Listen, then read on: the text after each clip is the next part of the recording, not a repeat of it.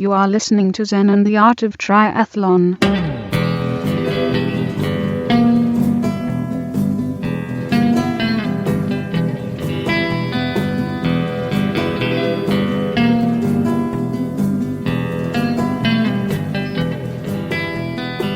Well, hey there, all you triathlon studs and studettes.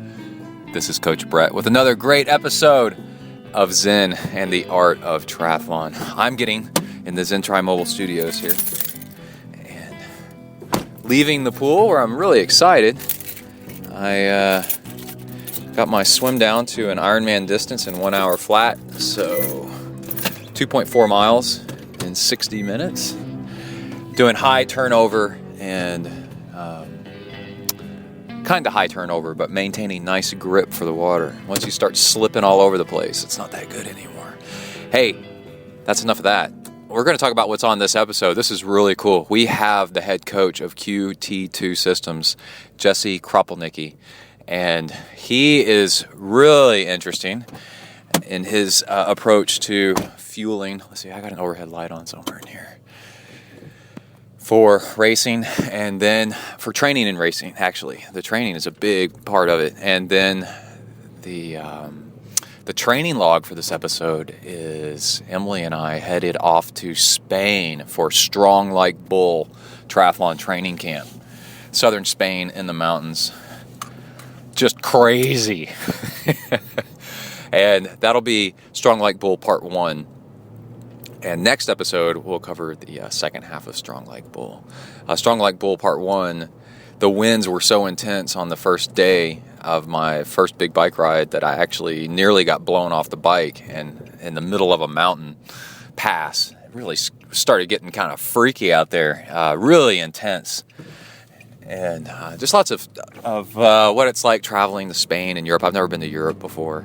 And it's just a really, really good training log. Lots of tips and training and fun and adventure and high volume. I ended up hitting 23 and a half hours of training that week. And that included travel time.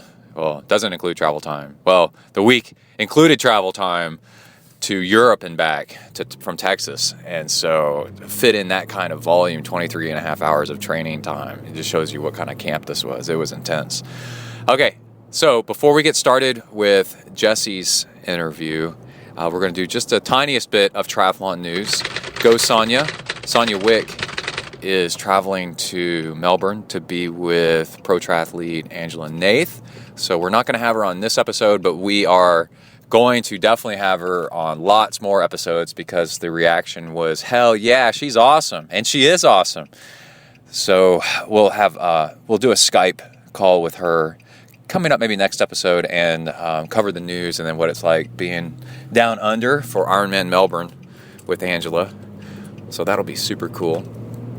Okay, so in the news, the biggest thing is lots of research is coming out that we have turned the corner in kids not being so obese. Obesity is going down, and the culprit, the main culprit that they're picking on, saying that has solved most of the problem, is sugary drinks like Cokes. And by the way, as a parent, of a kid, my mom taught me when she passed on her knowledge to me is don't give your kids straight juice, cut it in half with water, because straight juice is the same as a Coke. Really, it's just sugar with not much fiber in it. And then, let's see, what else is in the news? Oh, I was reading an article on Wired magazine online, an interview with Alan Lim, or more about Alan Lim, who is the sports nutritionist behind Armstrong and a bunch of other guys with a lot of success. And the quote that I saw that was really cool was, they're trying to make a better Gatorade. It's not quite as sugary and have so much crap in it because when it has as much additives as Gatorade has in it, then your body has to pump extra water to digest it to your stomach, and then that makes you sick. So the saying, though, that Alan Lim said for sugary fuels, if you're not sweating, don't eat it or don't drink it, right? If it's sugary. And I thought that was really good advice. A lot of us just need a simple rule to work with, to stick with most of the time. So if you're not sweating, the thing I used to say, I think I'm going to switch to the not sweating, is if you're not running a marathon, then don't eat that. But actually, a really good one is if you're not sweating, then you don't need to eat that. So there's that. And then I was listening to a nice Zen talk that I had downloaded, and I was on the plane, and the commentary was, when things get tough in life, or you're talking with somebody that's having a really tough time, and it could be anything. It could be just trying to work through your homework, trying to pay your taxes, trying to get through a layoff, and you're searching for jobs, and it's getting tough. You're trying to get through a race, or a training session, anything where you're having to dig deep. The phrase is, "I believe in you, keep going." And actually, the guy was saying, "I love you, keep going," but that can sound kind of fruity. So I believe in you, keep going. But you can do "I love you" too. So I went, when we got back from Spain, I went trail running with Kai, and he was on his mountain bike, his little kid's bike, little Huffy, and or a Tony Hawk bike nowadays. And he was sort of struggling, it's muddy and going uphill, and it's tough, and I'm behind him. I'm 20 yards behind him, running. And I tried it. I said, "I believe in you. Keep going," like that. And wow, it worked, man. He's 9 years old. And boy, he'd bear down and be like, "Yeah," because you're giving him authorization. You're his dad, and you're telling him that what he's doing is right. To keep trying, And whenever there's any self-doubt, sometimes you check around you to see if other people you look up to or you want to be like are saying, "Yeah, you're doing the right thing. Just keep going. I believe in you. Don't worry about what you think. You just keep going." And it's a nice little mantra. I believe in you. Keep going. And it really, really worked. So that's it in the news for triathlon. There's a whole lot of other stuff, I'm sure, races and good stuff, but you can catch all that on the interwebs. So anyway, let's get to Jesse's interview. And Jesse Kropelnicki again, QT2 Systems, and he's a really great triathlon coach. And I find his lessons in fueling to be really interesting. So when you're not training, you eat really healthy, and they call it what they call the core diet. And when you are training, you actually pile on the fuel because it makes your workouts better. And then you get metabolic efficiency and all that from just being stronger and faster in general. And off the bike, off the run, off the swim, you're working on eating right, and that helps your metabolic efficiency as well. And then you've also trained your gut that during training to take on fuel instead of kind of like starving yourself and being kind of weak in the ability to absorb nutrition when you need it on a long course race. It's really, really interesting stuff. It's kind of a hybrid approach to all this super high carb for high performance versus no carb, ketogenic, which I think gets so out of control that it's bordering or is a total eating disorder to deprive yourself completely of carbs and try to go ketogenic for training and racing. And that reminds me, the other phrase is, what was it? Optimized fat metabolism, OFM. Yeah, that was it. That's the other thing in the triathlon news is OFM, optimized fat metabolism. And that means it's that hybrid approach. You want to be able to metabolize body fat, and and use it for fuel, you just don't necessarily want to go completely overboard with it and make that your entire focus and get so zeroed in, target fixation on that you're depriving yourself of good fuel and good nutrition to have a nice life and be healthy, you know. So anyway, that's it with all that. Let's get on with Jesse and we'll explain it some more, and I'll catch you on the other side with a little bit more news and some sponsors, and also then the training log. Here we go.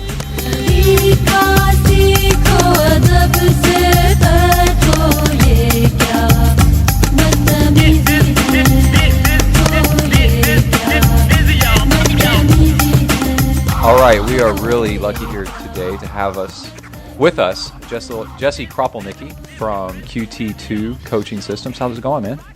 Good. How you doing? I'm doing good, and we're talking via Skype, and I asked Jesse to be on the show because I came across this article that you'd written, and then after that, in a link in that, found another article that you'd written that is so opposite from a lot of what people are talking about lately.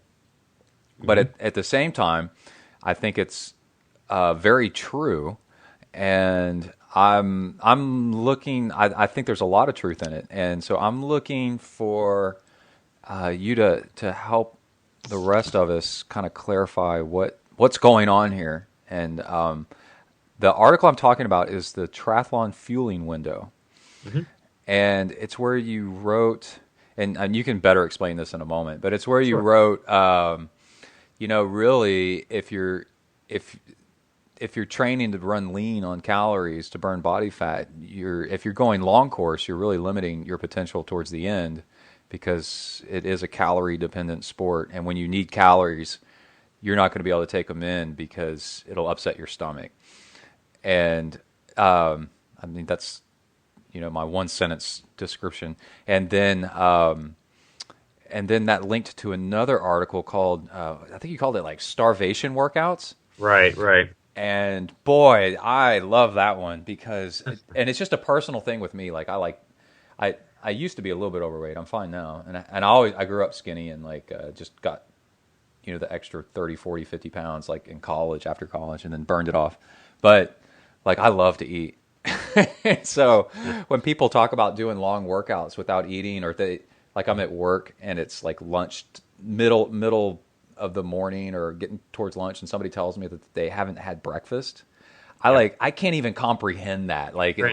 Yeah, I mean, that's so bizarre to me. So when people talk about going on long bike rides with no fuel, or long runs with no fuel, it just blows my mind that you would even want to do that. Because that's just different than me, like personality wise. I just like to eat, and then, but I've tried it and I've done it. I've done a 3-hour bike ride on next to nothing, and yeah, you can start tapping into your body fat stores and using them, but it's just I don't know. We can curse on this because it's a podcast, but it's like a shitty workout in the end. But in my opinion, Agreed. Anyway, so that's where I'm starting from. Yeah, that's a good starting point. And I think the other thing is the last podcast that I just put out was an interview with Phil Maffetone, right? Okay. Yep. And I think you can interpret what he's saying as burn completely off body fat, but now I'm thinking that's not necessarily what he's saying. Because you mentioned that there is metabolic efficiency, but that's not necessarily running on zero. It's different. Okay, so that's where I said I got to call Jesse and see what's going on. Okay. Yeah, I think I could help clarify a lot of that. I think there's two reasons why people may want to or think they want to reduce caloric intake during the training sessions. Many times it's simply because they want to lose body fat to get to so-called race weight at some point in training, 6 to 15 weeks out, let's call it. Okay. That's one reason. Number two, I think the second most common, and probably the more recent development in the last maybe 3 to 5 years, is to try to promote this metabolic efficiency type atmosphere where we're ideally just burning fat and not using any glycogen at all. And that's obviously an extreme point of view at it, but that's the whole concept. And Right. let me just start with number one. I mean, number one, if you're trying to lose body fat to be prepared for race day, there's many opportunities throughout the day where you can cut caloric intake to reach the same objective without actually having limited training sessions. So if you had a choice on where you'd like to reduce calories, during the training session itself is probably the worst time because you're the most likely to have a nutritionally limited effort. Everything you do in this sport is focused around having solid sessions. Why would you ever do something that could undermine that objective, especially when there's other areas during the day when you can do that? So that's one of the most common, I think, intuitive areas where people make the mistake. Is that okay with number one? Do you have any questions on that? No, I'm with you. Okay, well, yeah. So let's kind of repeat it. Let me repeat it back to you in a different way. Sure. And then, Yep. that's how you prove that you understand something. Yep. So, you're training for a race. Your workouts make you faster, so that you have a better race.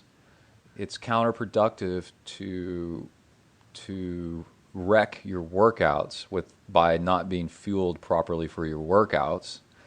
I don't know if you call it wrecking, but suboptimally performing in your workouts by not fueling yourself, because the whole point of a workout is to make yourself faster, and then and there is plenty of times if you're trying to just drop weight, period. Other times besides that workout that you could be cutting calories, for example, or cutting back on food or glycogen or sugar, I guess, carbs to be trying to lean out. Correct. Okay. Yeah, I mean, during any training session, the objective is to apply some quantity of training load. The person who can apply an aggregate training load over the course of their career that's higher than their friend and do it in a way that is absorbed via solid restorative techniques is the athlete that's going to make the most progress. Right. So fueling is a big piece of that supportive atmosphere that allows you to apply more training load, which at the end of the day is the stimulus that all athletes are looking for to progress forward. As soon as we start applying training load that's not commensurate with restorative techniques, we start to go backwards and undermine the supercompensation cycle. Okay, gotcha. Okay, so that's number one. Then number two is the most recent fad, which is trying to do these starvation type workouts. I understand that they're not total starvation sessions, but all of it's in an effort to strike this place called metabolic efficiency. Mm-hmm. And when you really look at the research that's been done in this area, I don't think there's been any studies, at least that I'm aware of, that very cleanly show that we can elicit adaptations that are meaningful on race day in the order of, let's say 0.5% plus, okay, which is a small percentage, obviously. Mm-hmm. Many of these studies that looked at metabolic efficiency may show this very fractional improvement in overall performance over a long-term period. They were very, very tainted with many other variables, including the training stimulus itself. So I'm not even 100% convinced that you can actually manipulate dietary intake to elicit physiological change in terms of energy system usage. A lot of that is really having to do with the training itself. So, many of these studies have looked at an athlete who's totally untrained, maybe a very carbohydrate-rich diet, carbohydrate-rich fueling, then put them on a, let's say, low-carbohydrate approach during training, and then re-looked at them 8 weeks later. Sure, we showed an improvement in so-called metabolic efficiency, but many of those adaptations probably came from the training load itself, and not necessarily the dietary manipulation. That could be true, and then, even the studies that show a difference in metabolic efficiency that may isolate the training out of it, the improvement that we actually see on performance on a long course event like 70.3 or Ironman hasn't been shown at all. Okay. So that's sort of number two. Now, the big issue that applies to both number one and number two are just the tremendous risks So we're looking at number one and number two and saying, okay, there's potential improvements with number one that relate to body composition that can be dealt with outside of training sessions. So why even mess with it? And in number two, there's potential metabolic efficiency improvements that we're not even sure if they exist, and even if they do exist, they're extremely small in quantity. So as I look at that and say, okay, well, what about all the risks that I introduce for very, very small benefits? I have two primary risks, okay? Mm-hmm. One is stress to the system, and we're really trying to promote systematic health to support the training load, which is what I was talking about a little bit earlier. Right.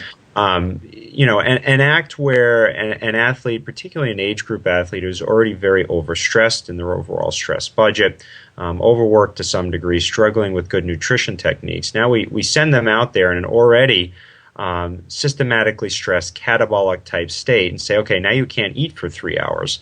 This has hormonal impacts, tremendous adrenal impacts. It's a very, very risky thing to do, and I'm doing that in the hope that I get some very, very small percentage improvement that may not even exist. Right. So for 99.9% of the age groupers, it's not a practice that you would ever want to try. There's plenty of other dials that are tried and true, proven techniques that are very reasonable ways to promote health that'll give them very, very good bang for their effort.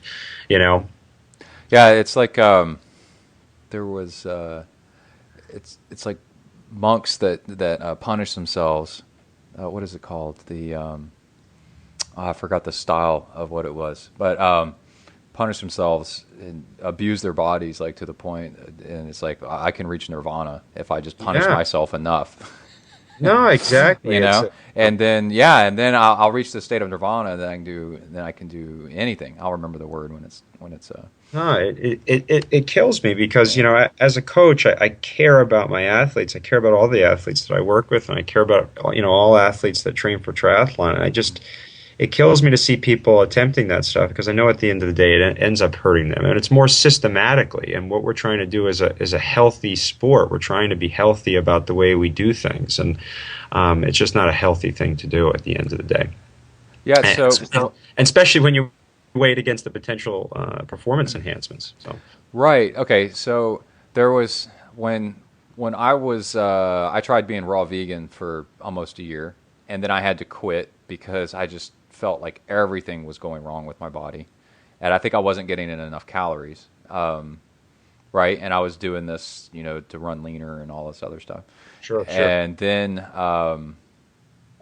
what was that one? Okay. So I've been over the past few months doing this, less and less fuel running. I wouldn't call it, I was calling it learning to run on less, right? To metabolize body fat for fueling. And, I was doing it in training and stuff, but training's like 2 hours, 3 hours. And then I go and do this Rocky Raccoon 100, ultra marathon. And I've done it before and finished. And I've done a few years ago, the whole 100. And I've done the 50 a bunch of times and finished just fine. And this time around, I get halfway through the 100, so I'm at 50 miles, and I have to stop because I'm getting rhabdomyolysis. Oh, jeez. Yeah. And so I started thinking about it, and then I came across your article where it said the starvation workouts, right, and the starvation rides or something, and then you mentioned in there catabolic state and I forgot what it's called, but basically where your body starts synthesizing protein into carbohydrate. Yep, neoglucogenesis. What is it called? Neoglucogenesis. Neoglucogenesis, and I'm like, wow, I think that might have been what was happening to me because you train some more about what you were talking about in these articles is you train, you run, you can go longer on less, but one of the major downsides is you're training the stomach to not be able to tolerate fuel when you need it. And so I'm out there running, and then 8, 9, 10 hours in, I need to eat, but I don't feel hungry. And if I try to eat, I just throw up. Right. And so then what does my body do? It goes, well, I guess we're going to start eating your legs or right. whatever's available. Right. And then I got really sick for days. Yeah, and I mean, you're getting into risk number 2 that I was going to discuss, which is really this ability to handle the race day fuels and the whole triathlon or fueling window concept. Okay. Just finishing up on number 1 in terms of the catabolic health or the catabolic atmosphere that can be created by doing this practice of starvation during sessions in an effort to promote metabolic efficiency. Okay. It's also, not only is it risky for the standard age grouper who's already overstressed and many of the professional athletes as well, but then specifically looking at many athletes who have very, very low muscle content already who may be strength limited. Let's say we call it males who have a lean BMI below 21 and females who have a lean BMI below 20. For those demographics, it's very, very likely that we're dealing with a strength limiter in triathlon that's actually slowing them down, and then we're putting them out there and probably putting them in a very catabolic state to continue to tear away muscle tissue. Definitely not what you want to be doing. I mean, the first thing you want to do is be protecting every bit of muscle tissue that you have and working on ways to help improve it over the long term in sort of a long-term race weight type approach. Right. Anyway, okay, so that's number 1. And then, number 2 is what you were just alluding to, which is what I covered in that particular writing about the fueling window, where, the other big risk is, okay, if I'm not fueling the workout sessions in a very, very regular way, in a way that I expect to require on race day, sure, I may train myself to need less on race day, but the bigger impact is that I train myself to be able to handle less. And in my experience, the rate at which you train yourself to handle less is much greater than the rate at which you train yourself to use less, meaning we actually reduce the viable availability or fueling window, meaning the difference between what you require and what you can handle, and make it very, very small and sometimes probably negative, or close that window. And in those cases, the athletes are sitting on the starting line, and they don't even realize that they have no chance to actually be able to handle the race fuels that their body requires. Even though those requirements may be less, they can't even handle them because of the lack of the training or fuel training in their actual training sessions. So, right, and so that's where you get several hours in, and you can't tolerate what you need to eat. Right, even though that need may be reduced through the practice you've done not eating and training, the rate at which you've reduced your ability to handle stuff has outweighed the slight reduction you've gotten in what you require. Yeah. So not a place you want to be for long course racing. No, it only ends one way. We know how that ends. So yeah, yeah. So what I try to promote is, very, very regular practice of the race day fuels, exactly how you plan to do them in race day, and even sometimes overcompensating as we get closer to race day so that we wipe fueling as a limiter off the table on race day, particularly for the hot races. If you require on a particular hot race 2 to 3 bottles an hour on the bike, and I may train the last 2 weeks at 4 bottles, well, it makes race day a little bit more easy to handle, right? And kind of wipes it off the table as a limiter. So, that's because hot races, people get it's harder to eat when it's hot, right? Yeah, it can generally be. It's not necessarily. Why don't I just say yes? But I think that depends. It depends, right? Yeah. The bigger impact here is that the sweat rates are a lot higher. The fluid requirements are many times double and triple what they may be on I got you. very reasonable day. Yeah. So to be able to handle those quantities of fluid and the associated amounts of sodium takes a significant amount of practice. And I would say maybe 1% or 2% of the athletes out there actually practice at the rate they require on race day plus. And that's one big thing that we do is we have the athletes actually try to take in at least 25 to 50% more than we think they'll require on race day during the final 2 weeks, just so that the gut is totally able to handle it. And then the nice side effect is that it allows them in those final training sessions before the big race day 2 weeks out to ensure they're ending the sessions in a very, very little, let's say, glycogen depleted state, so that the reservoir is emptied only a very small amount when they end the training session, so that they go into the next training session in a very, very full state. That's an easy way to think of it. If you don't fuel properly or overfuel those last training sessions, you could end the particular workout, let's say, with the reservoir 50% full. You may not fill it before the next one, and you may not fill it before race day. So by overfueling, We overcompensate, train the digestive system to be able to handle the stuff, and then also get the nice insurance of making sure we're fully glycogen loaded as we come into the race.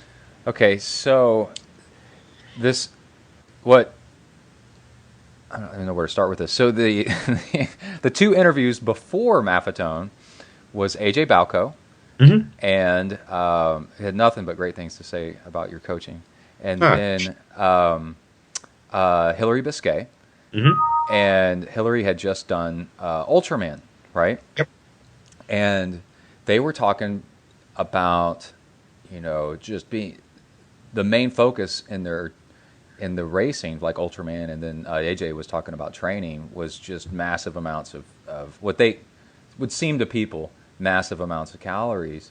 And I remember laughing when AJ was saying, like 600 to 800 calories per hour or something like that. And I was like, oh my God, dude, how do you even do that? And Hillary was saying, she's smaller, so I think she is, but she was saying, 400 to 600, maybe, I don't know, 800 something calories. As much, she was just trying to pour it on so that she wouldn't bonk during during Ultraman, right? Sure. And knowing what you're sitting there going, yeah, okay. So, but to somebody, my wife is type 1 diabetic, so I know a lot about diabetes, right? And so, we got all this type 2 diabetes going on.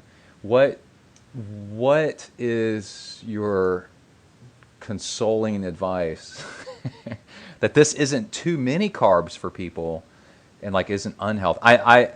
And that isn't unhealthy. I totally get, like, you could totally counterbalance this with the unhealthy state of the catabolic starvation rides and what that's doing to you, right? That's definitely an extreme. But to some people, this amount of calories during training would seem like an extreme. Is it, or is it not, or what? What do you have to say about that? It really isn't. I mean, you look in any textbook and realize that the caloric expenditures during a 1-hour bike session is going to be somewhere in the range of 700 to 900 calories, depending on the size of the person. So the expenditures are certainly commensurate with the intake, and even at these very high levels, I mean, the intake is still less than the expenditure. Okay. So that definitely balance. The issue is that most people don't even take in 50% of what the expenditure is, and there's only so long that you can do that and try to fill the difference with what you have on the onboard reservoir in terms of muscle glycogen. And once you reach that limit, it's lights out. So how do you propose people eat when they're not training then? I know you have like something called the core diet. Correct. Yep. Yeah, and that's much different. Where we try to promote, let's say, metabolic efficiency or the ability of your body to burn fat from a body composition standpoint is everything outside of training. So there we totally stay away from grains and refined sugars. We use it as an opportunity to get in the nutrient density that you miss out on by eating all these performance fuels in large quantities during the training sessions. So the biggest sin we see with endurance athletes is having something like a bagel in between training sessions, because that's 80 grams of carbohydrate that you've now displaced that could have been filled with much more nutrient dense carbohydrate sources such as blueberries or an orange or an apple, so on and so forth. The stuff we do during the training sessions is a necessary evil for performance. What we need to make sure we do is when we're outside of training sessions that we overly focus on the nutrient-dense stuff that we miss out because of the large, quantity of training sessions that most Ironman athletes may do on any particular day. Yeah, you've sold me on that one. I like that a lot. All right. Good. I like that. Yeah, because that's what. So I'm going back. I feel like I'm going back to what really used to work for me. Is fuel my workouts really well, and then when not working out, it's something I teach people that I work with. Just at my office job, they'll ask me, how did you get lean? How should I eat? And I'll point at what they're eating there for lunch. A bowl of pasta with cream sauce and everything all over it. I'm like, that is marathon food right there. Mm-hmm. All that white pasta that you're eating. Yeah. Oh, absolutely. Are you running a marathon right now? And they're like, well, they just blink at me, They're like, what? No. I'm like, then you should not be eating that. Yeah. That's totally. rocket fuel right there. And if you're not running a marathon right now or in the next 5 minutes, I wouldn't be eating that, So, okay. And so that's what I've kind of learned on my own, or just talking to everybody. We're really lucky with all these interviews that we do. We talk to some really great people that have kind of steered all of us in the right direction. So when not training, eating like really, really healthy, and then when training, fueling your workouts to have great workouts. Yep. And exactly. okay, so then what I've noticed is lately I've been going back to, after this Rocky Raccoon experience of piling on the fuel whenever I do a workout. And I went from hardly being able to eat anything during my workouts to actually feeling more like the that Mr. Nuclear, Mr. Atomic, whatever thing is on top of the DeLorean, where he's just cramming garbage in it, and the thing will turn it into fuel. Yep. And I mean, as proof that you can train the gut to take on a lot more. And then another upside I've noticed is I can actually eat a meal. Like after I talk to you, I'm going to have dinner, and then I'm going to get on the bike and train. And it doesn't bother me anywhere as much as it was to exercise with a full stomach. Right. And that might actually be a good idea.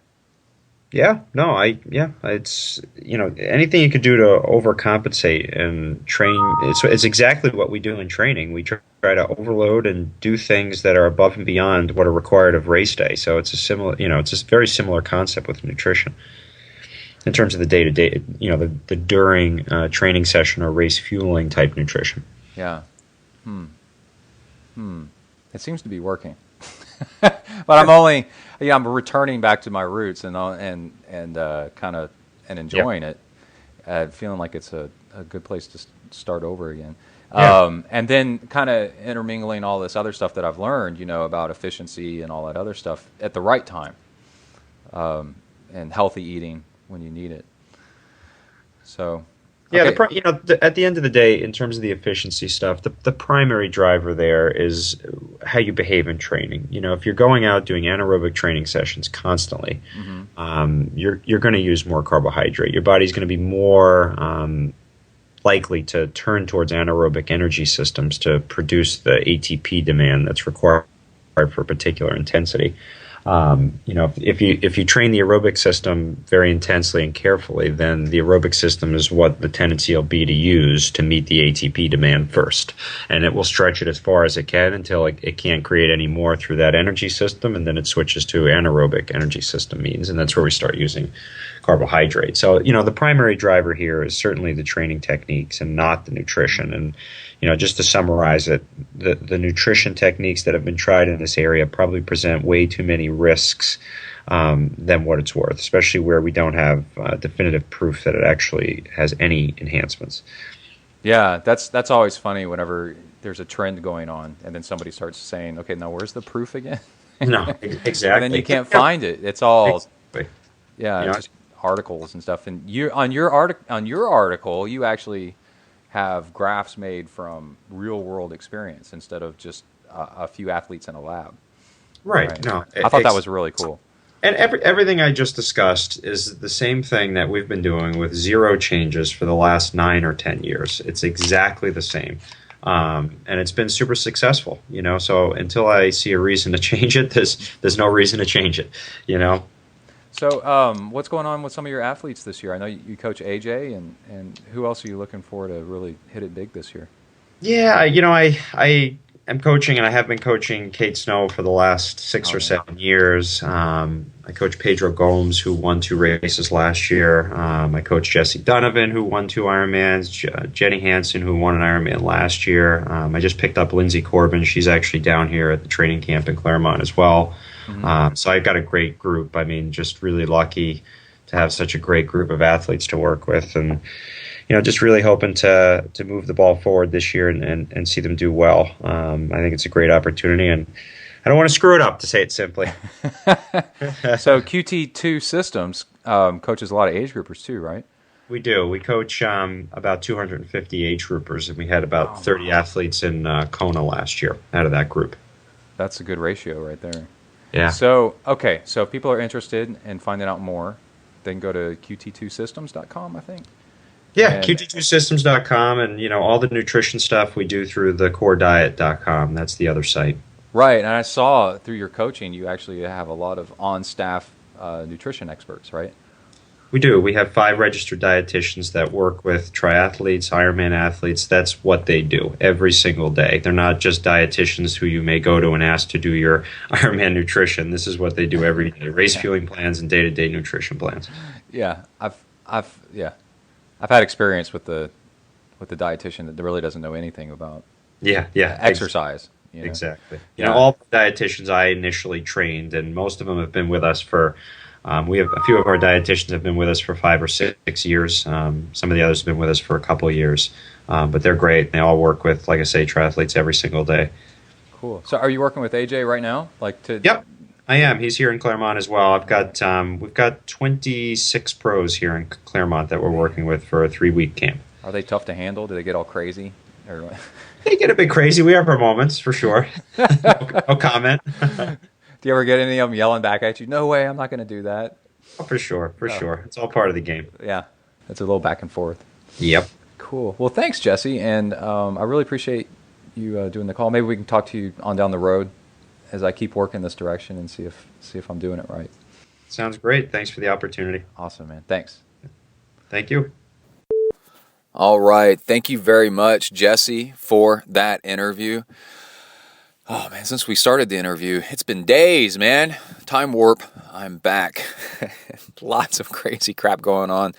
The training has the volume of training that I've been doing is grown so much now that Ironman Texas, half Ironman Galveston, Ironman Texas is coming up, that I'm having trouble fitting everything in. So recording the wrap up to this interview and onto the training log has taken a few days. So, and I've been making the mistake of training a little bit too hard. Listen to too much heavy metal. Black Label Society is really good with some Alice in Chains mixed in. And then next thing I know, there's Metallica and then Pantera. And then I'm doing intervals too hard.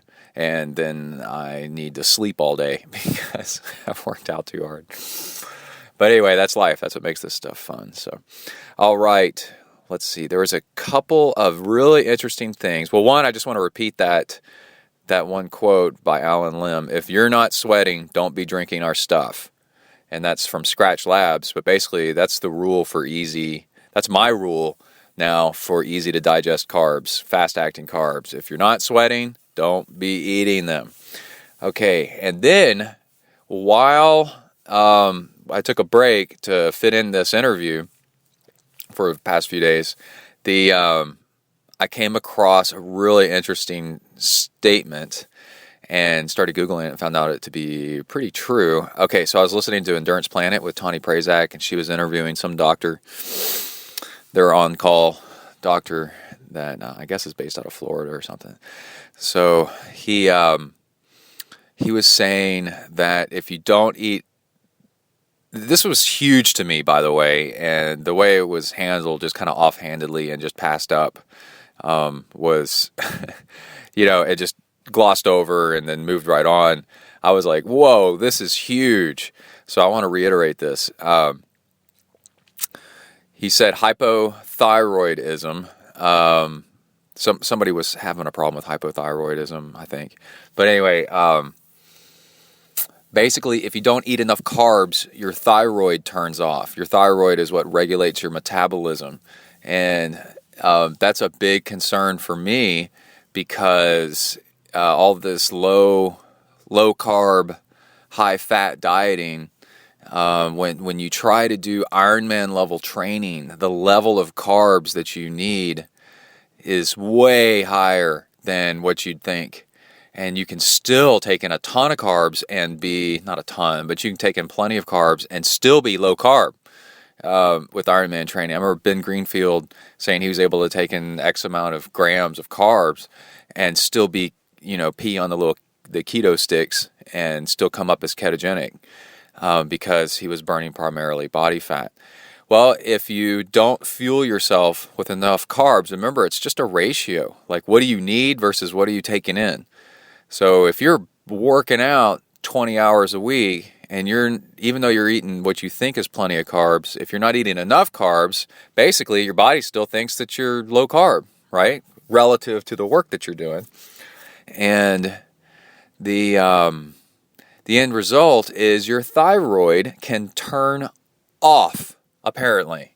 So don't take my word for it. Go Google this and start doing some research and then I saw a thread on slowtwitch.com in the triathlon forums where somebody said, anybody else have hypothyroidism with all this training that we're doing? And I didn't go in detail through the thread, but it seems to me, my impression is there's a lot of people dealing with, in fact, I coach somebody that's been doing triathlon for years and years and years, and then you start trying to eat super healthy and cut down on the carbs, you could end up jacking up your, I was about to say jacking off, turning off your thyroid and really messing up your body. And I remember when one of the symptoms is your body basically goes into starvation mode, because it's fueling off of more fat, so it's kind of like it's going into hibernation. You get cold really easily. And I remember when I was on the raw vegan diet, I started getting really, really cold. And that's your metabolism, your internal furnace, turning down, and low energy and all that other stuff. So I was like, wow, maybe I was in the beginning stages of hypothyroidism. So I want people that are thinking that you can do Ironman training and low carb at the same time to pay really close attention to that. Do some research, and if you don't feel great, then something's off, So there's that. Next podcast, we're going to do an interview with Ben Greenfield, who is the low carb king, fat metabolism and such. And I think there is value to that, but more along the lines of optimized fat metabolism, maybe not so much completely, running off of body fat. You're turning off a system that your body uses. If you're not burning carbs, the human body is meant to burn carbs. I mean, that's why you can eat them and why you use them, just like we're meant to breathe oxygen and all this other stuff. And, that's what we're here on Earth to do, is to mess up nature, unfortunately. Engineer things, eat some carbs, eat some fat, eat some protein, do all this stuff, build space stations, destroy the planet, and then take off to the next planet. I mean, basically. But, you don't use a system, your body gets all out of whack. So in your efforts to go to get lean and do super duper Ironman stuff, cutting out too much carbs may be a really bad thing. So that was fun. How about that? All right, let's go to, I'm just saying, go do your own research and always check in with your body and see how you're feeling. Any kind of crazy diet is usually short term. And you also shouldn't be piling on the carbs, because that'll give you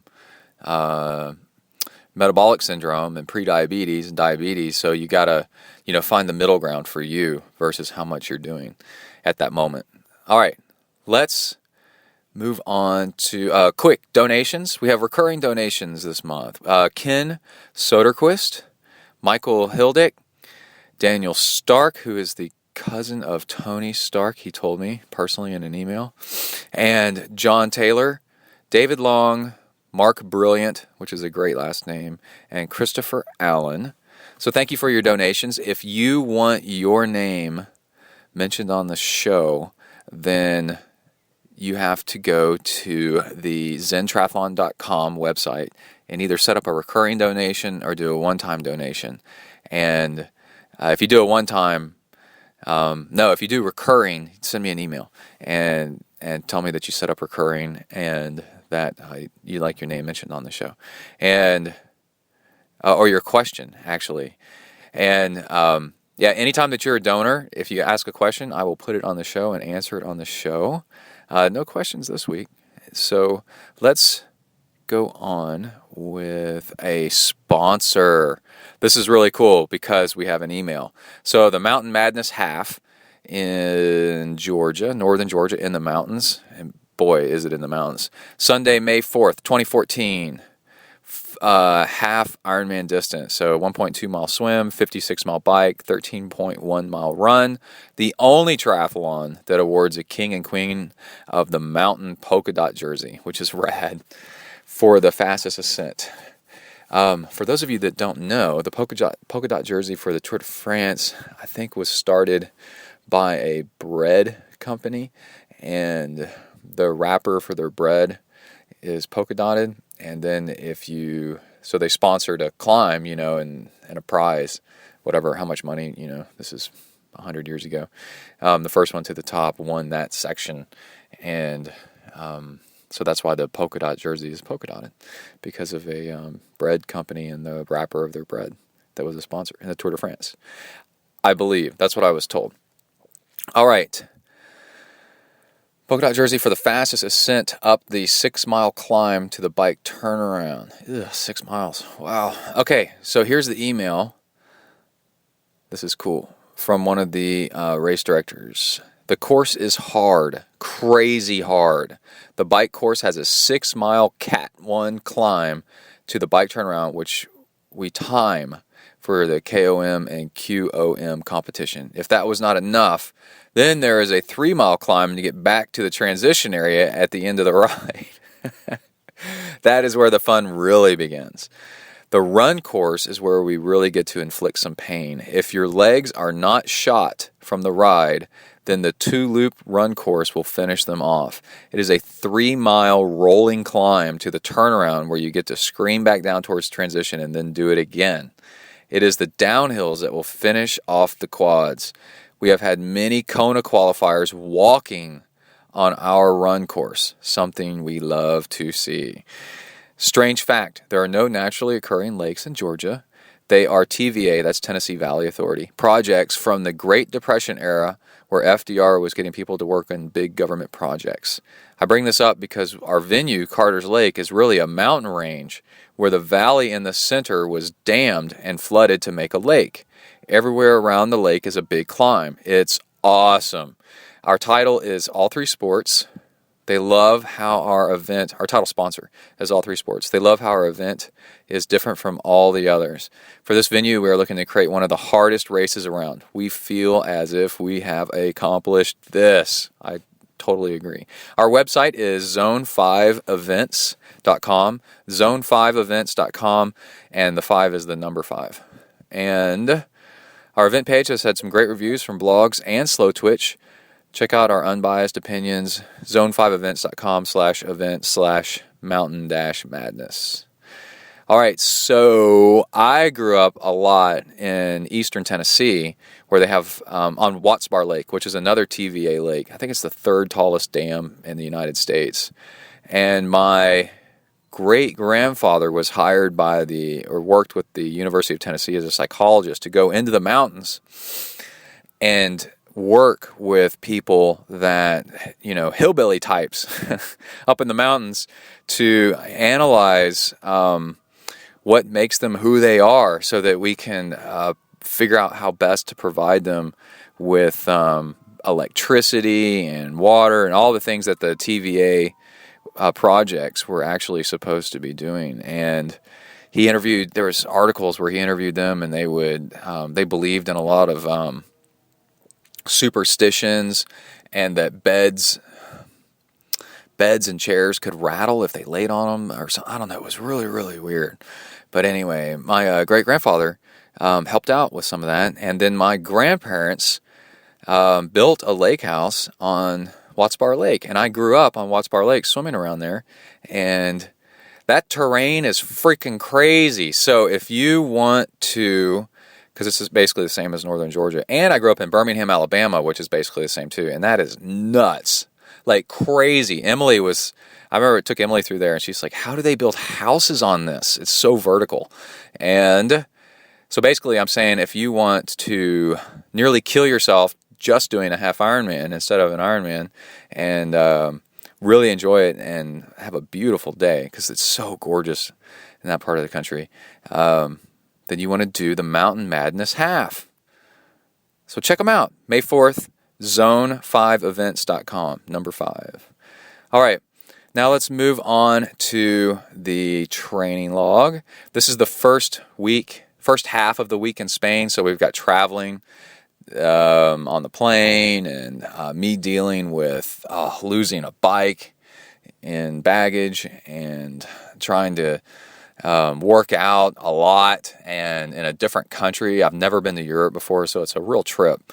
And this is the first half of 2 parts. Next episode, like I said, we'll have Ben Greenfield and part 2. So you definitely don't want to miss that. And I totally want to pause for a second and give a huge thanks to Franklin Anderson. Franklin Anderson is the guy that made this all happen, the Spain trip, a huge impact on my life to go to Spain and see what it's really like. And he donated to the podcast airline miles for me to use. And wherever I needed to go for whatever kind of race, he had the airline miles and said, hey, use this. And I said, how about we use it for Strong Like Bull training camp? So my ticket to Spain and back was actually pretty much paid for by Franklin. So thank you, Franklin. And then what that did was make Emily had to buy a ticket, and then the camp is hosted by John and Christine, who are really good friends of ours. So it was just like the best time ever in Spain, and it's all because of Franklin. We definitely wouldn't have even considered it without those airline miles. You cut the price of our flight in half by donating those miles. So major thanks. And I also wanted to say another sponsor, Hornet Juice. I've had a lot of orders coming in lately. Hornet Juice is a protein powder. It's not all protein. It's got a little bit of carbs in it that helps you metabolize body fat.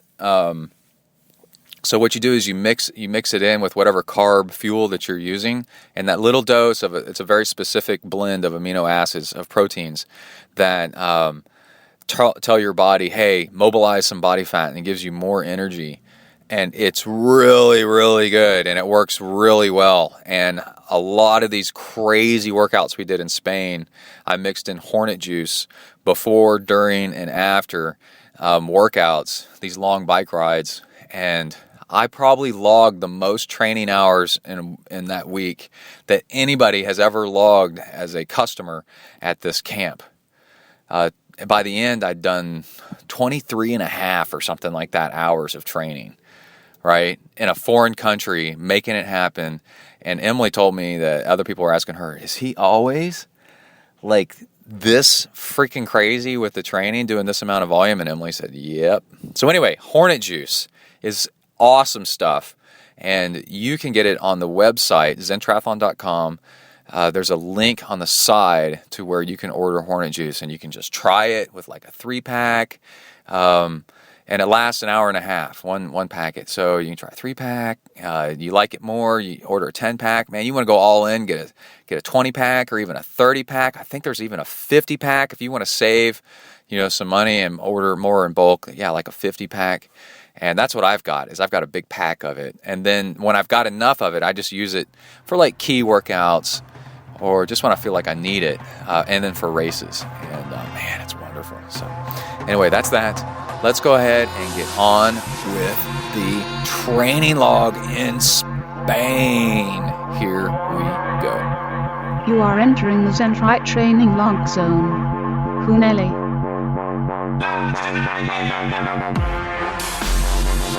Hi everybody, my name's Brett. I'm a triathlete.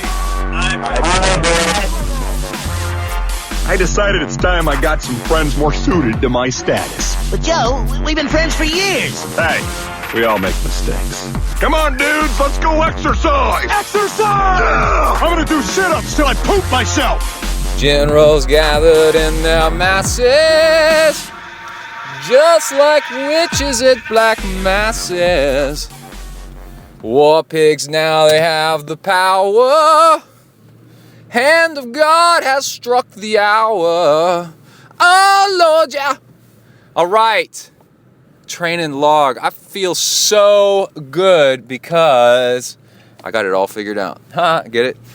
You'll never have it all figured out. But it is Wednesday morning, and I went for a swim, and I have the Ironman swim down to 1 hour in training. So, and we are way away from the Ironman. I did a little technique change I'm going to share with y'all, and that made all the difference in the world. Okay. But anyway, I got out of the pool, and there was Black Sabbath on Pandora's War Pigs, and that's what I was singing there for a minute. It is 42 degrees outside and 23 mile per hour winds, and I'm swimming outdoors in this crap. And I have that down to a science as well.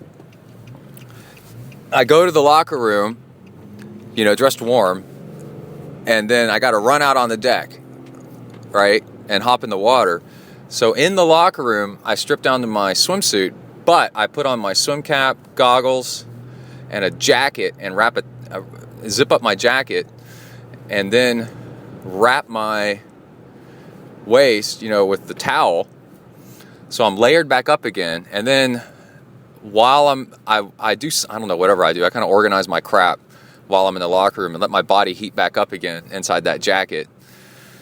And I put on flip-flops, and that way the bottoms of your feet don't get cold when you walk out across the deck. So now I'm kind of warm a little bit. And then I put on my Black Sabbath or whatever I'm listening to, put my iPhone in the pocket of my jacket, and I kind of jam out there. I jam out with my ham out in the locker room for a little bit. Not really. But then until I'm warm enough. And then I kind of half-heartedly skip jog out to the deck. And at the last second, I take off my jacket and throw it on the picnic table that they have there and just run and jump into the water as fast as I can. So I'm staying warm up until the last second, until I have to get, and I'm listening to music up until the last second that I have to get into the water. And let's see, last night was my interview with Jesse Kropelnicki. Okay, so I am cruising through the water, and my warm-up laps, I'm doing a little bit slower than Ironman pace, which I guess could be normal. 1 hour Ironman pace. And then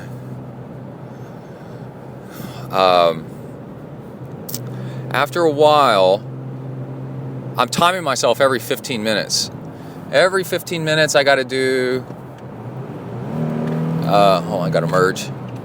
Every 15 minutes, it's... what's half of 35? 18? About. If I hit 18 laps, 18 lengths in this 26-meter pool every 15 minutes, then I'm going faster than a 1 hour Ironman pace. So the first 15 minutes, I'm not doing 18, I'm doing like 16. And I'm like, oh, crap, got to speed it up. So I tried something and did it for 15 minutes, and zoom, I caught up my time and then passed it. And it is something I saw in a video one time on YouTube about when you bring your arm out of the water, a lot of times, a lot of people have an unbalanced stroke. They'll bring one arm out higher out of the water than the other. You watch people swim, you see that all the time. It's very normal. And it's usually the side that you breathe on, right? You rotate that arm up higher because you're trying to get a breath. Well, the other side, you don't bring up out of the water enough. And then what you're doing is, your arm is clearing the water, but your upper arm and shoulder is not clearing out of the water. And and your shoulder's pretty big for a body part. And it creates a huge amount of drag and slows you down. So what you need to do is focus on bringing, in my case, this would be my left arm. I breathe on my right, and then my left arm doesn't clear out of the water very much. It kind of swings wide, right? So you bend your elbow more and try to get your shoulder out of the water, and then counterbalance it by pressing down with your upper body and pulling with your other arm underwater. And that gives you a little bit of total immersion of your upper body under the water, more like a torpedo. It gets your upper arm completely out of the water on the other side, and it also gives you more power on your pull with your side that's underwater. And then zoom, zoom, zoom, you haul ass, like really, really good. And you can feel it, and it doesn't take as much energy to go that fast. So, one way, but you don't want to point your other arm like straight down to the bottom of the pool while you're doing this. Oh, we got people that don't know how to drive very well up here. A little drama. And then, so you want to make sure, let's say your left arm is the one you're trying to get up and out to clear your shoulder out of the water. Well, with your right arm, you want to make sure that you're extending and gliding, and not pushing that too far down. You want to be pushing it forward so that you, when you enter. And a good example is, I love the video of Sun Yang swimming the mile or the 800 or whatever the hell he was swimming in the Olympics in Beijing. I think it was Beijing. And his swim stroke is so freaking unbelievable. And if I could swim like that guy, just his stroke is so beautiful. And anyway, well, that's it. I'm going to go back to jamming out to my Black Sabbath and get stuff done. All right. Oh, for fuel, add a bowl of Ezekiel cereal with 2% milk. I need to get whole milk. And then on the way to the pool, coffee with a couple of scoops of maltodextrin powder, but drinking it over a huge cup of coffee is kind of a slow entry into the body. And then on the deck of the pool, I had some honey and maltodextrin powder mixed in with some water. But I only drank a little bit of it. I didn't drink that much of it. But what I did drink, I drank after I was done for, kind of recovery carbs, make you feel better. And, I did a bike ride last night, and I was talking to Keith Burtis. And Keith Burtis is trying to figure out how to, figure out his FTP and functional threshold power. It's what you can do for an hour. If you use Trainer Road as a training tool on an indoor trainer, you don't need to do functional threshold protocol or FTP, whatever, power tests. He said, I'm going to do a test later this week. And I said, don't even bother with a test. Ride. Do your workouts. And you can tell by the numbers that it's reading out. An FTP test will wipe you out, man. And then you'll be needing to recover for days after that. So just ride. And if you can tell by the workouts it generates if you're close or not. And then with good feel and understanding, if you feel like you're doing 8 out of 10, but it says on the FTP thing that you're doing 50% of your FTP, then your FTP is too high. Your setting's too high. If you feel like you're doing 10 out of 10 of what you could do for an hour, you're killing yourself to do it for an hour, and it says that you're at 70% of FTP, well, your FTP's, I may have the numbers wrong. But anyway, your FTP's wrong. So, and you can adjust it. And then once you figure out how to adjust your FTP based on RPE, perceived rate, PRE, perceived exertion, PE, rate of perceived exertion, then you get good at it, and then you don't need to do FTP tests all the time or to catch up. Trainer Road will tell you what your FTP is, and then when you upload your workouts into Training Peaks, then you can look. It builds a curve for you over time of your power, and you can move your mouse along that curve, and it'll tell you your best that you've done over certain periods of time: 1 minute, 2 minute, 5 minute, 10 minute, 15, 20, 30, an hour. It'll tell you what your FTP is for an hour, for your best ever in the past 6 months or 3 months or whatever it is. And then you're like, okay, out in the real world cycling, this is the best I've done, is this number right here. And then from that number, then you can start working with, okay, what should I do during a race?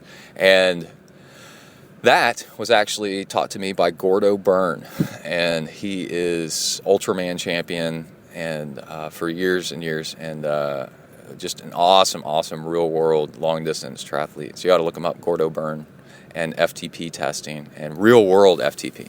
All right, I gotta go. I gotta brush my teeth. Ugh, out. All right, I'm back. I'm driving home to let the dogs out, or else they'll pee all over my new carpet. Anyway, man, I have come across a piece of audio that is just so awesome on nutrition. I want everybody to go listen to it. It is so cool. It is so zen. If you go and listen to there's a podcast called The Latest in Paleo, and it's the episode from February 25th, and there is an interview with a guy that wrote a book, like The Yoga of Eating or something like that, and it has very little to do with yoga and even less about eating, I guess, in my opinion. Because a lot of it, what it has to do is paying attention to what you eat. If you pay attention to what you eat and how it makes you feel, you will never, ever need to diet ever again. Basically, society is so loud with distractions, and food is so loud with flavors nowadays, with processed foods, just overpowering everything. And we're so distracted with so much going on that we've forgotten how to pay attention to what you're eating. And true paleo isn't eating like paleo people did a long time ago.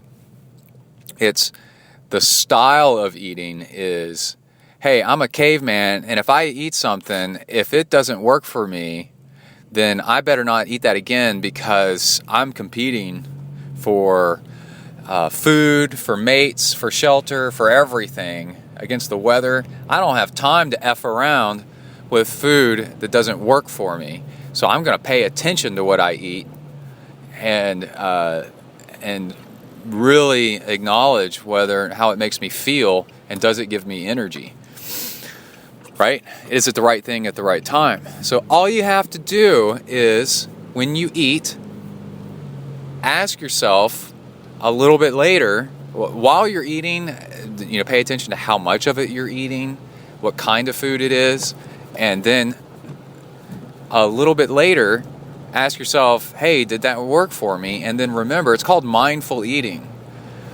And you will quickly notice that processed foods make you feel like crap, and you have a high and a crash, and then and make you feel like crap as a person. And really good foods make you give you like long sustaining energy and just make you feel great.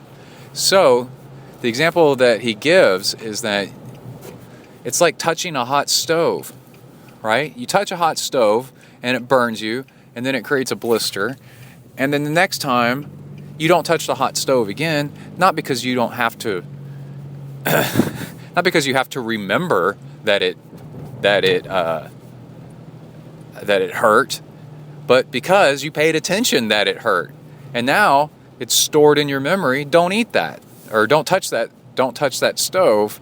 It's bad. But if you eat something and then go and don't pay attention to how it makes you feel, then you never make the connection, and then it's not stored in your easily accessible natural memory. Right? So then you keep making the same mistake over and over and over again. You keep touching that hot stove because you're not connecting that it's the stove that's giving you the burn. Right? So if you actually just eat slowly and pay attention to what you're eating, you'll make the connections. You'll start to enjoy what you eat for what it does for you. And then you'll start making better decisions about your food and what you eat and the right portions and what kinds of food. You'll start eating more veggies and everything, because you'll make that connection about how much better they make you feel. And then it's done. It's all done. You don't have to sit there and go, I don't eat this kind of food, or set up all these crazy rules about food groups and stuff like that, and use willpower, which you have limited amounts of, to force yourself to eat certain ways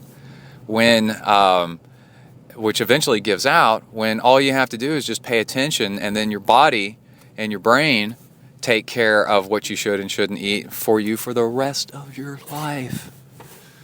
It's really cool. This Week in Paleo, February 25th episode, first interview. Check it out. Out. All right, we're in the ZenTri mobile studios. I'm driving home, and I had something interesting just happened that I thought I'd mention. Okay, so I was talking to a really good coach, and he was saying about the Maffetone interview. He said, and in his opinion, the bike portion, the 180 minus age, well, basically getting your bike heart rate up to the same level as your heart, or as your running heart rate, doesn't work. And I said, I thought that too, that you're naturally lower on the bike, but Maffetone said that that's a mental block. And in a way, he didn't say this, but in my mind, it's kind of an excuse for you not to try as hard to drive, because the coach that I'm talking about said it sent him over his threshold, right? So then he couldn't be aerobic anymore. Well, woo, that's true, but why is your threshold that low, right? And you can work to raise your threshold higher, closer to your max heart rate. And so, like, for example, Lance Armstrong's threshold was really close to his max. It was like 90% of his max or something like that.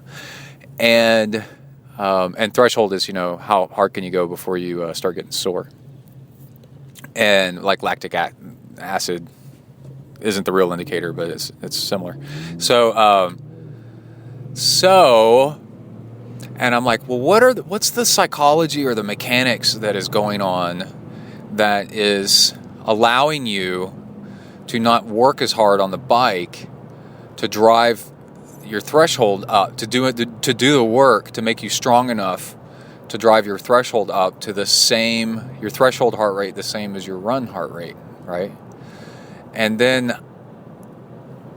it came back to me, something that I thought a while back, and I'm like, man, this has got to be true. What I'm about to tell you is the fact that the bicycle gearing allows you to coast and also do a lower cadence, and it allows you to get away with less and still go at a pretty good speed, right? So you can pedal along at a 75, at an 80, or whatever, and cadence, and still go pretty good and use a lot of muscle strength and all that other stuff, right? So there's not something built into cycling to automatically drive your to push your threshold up, because the gearing allows you to get away with not having to do that. And then so you're kind of like cheating yourself of the work, right? And let me tell you, the proof is that if you up your cadence, right?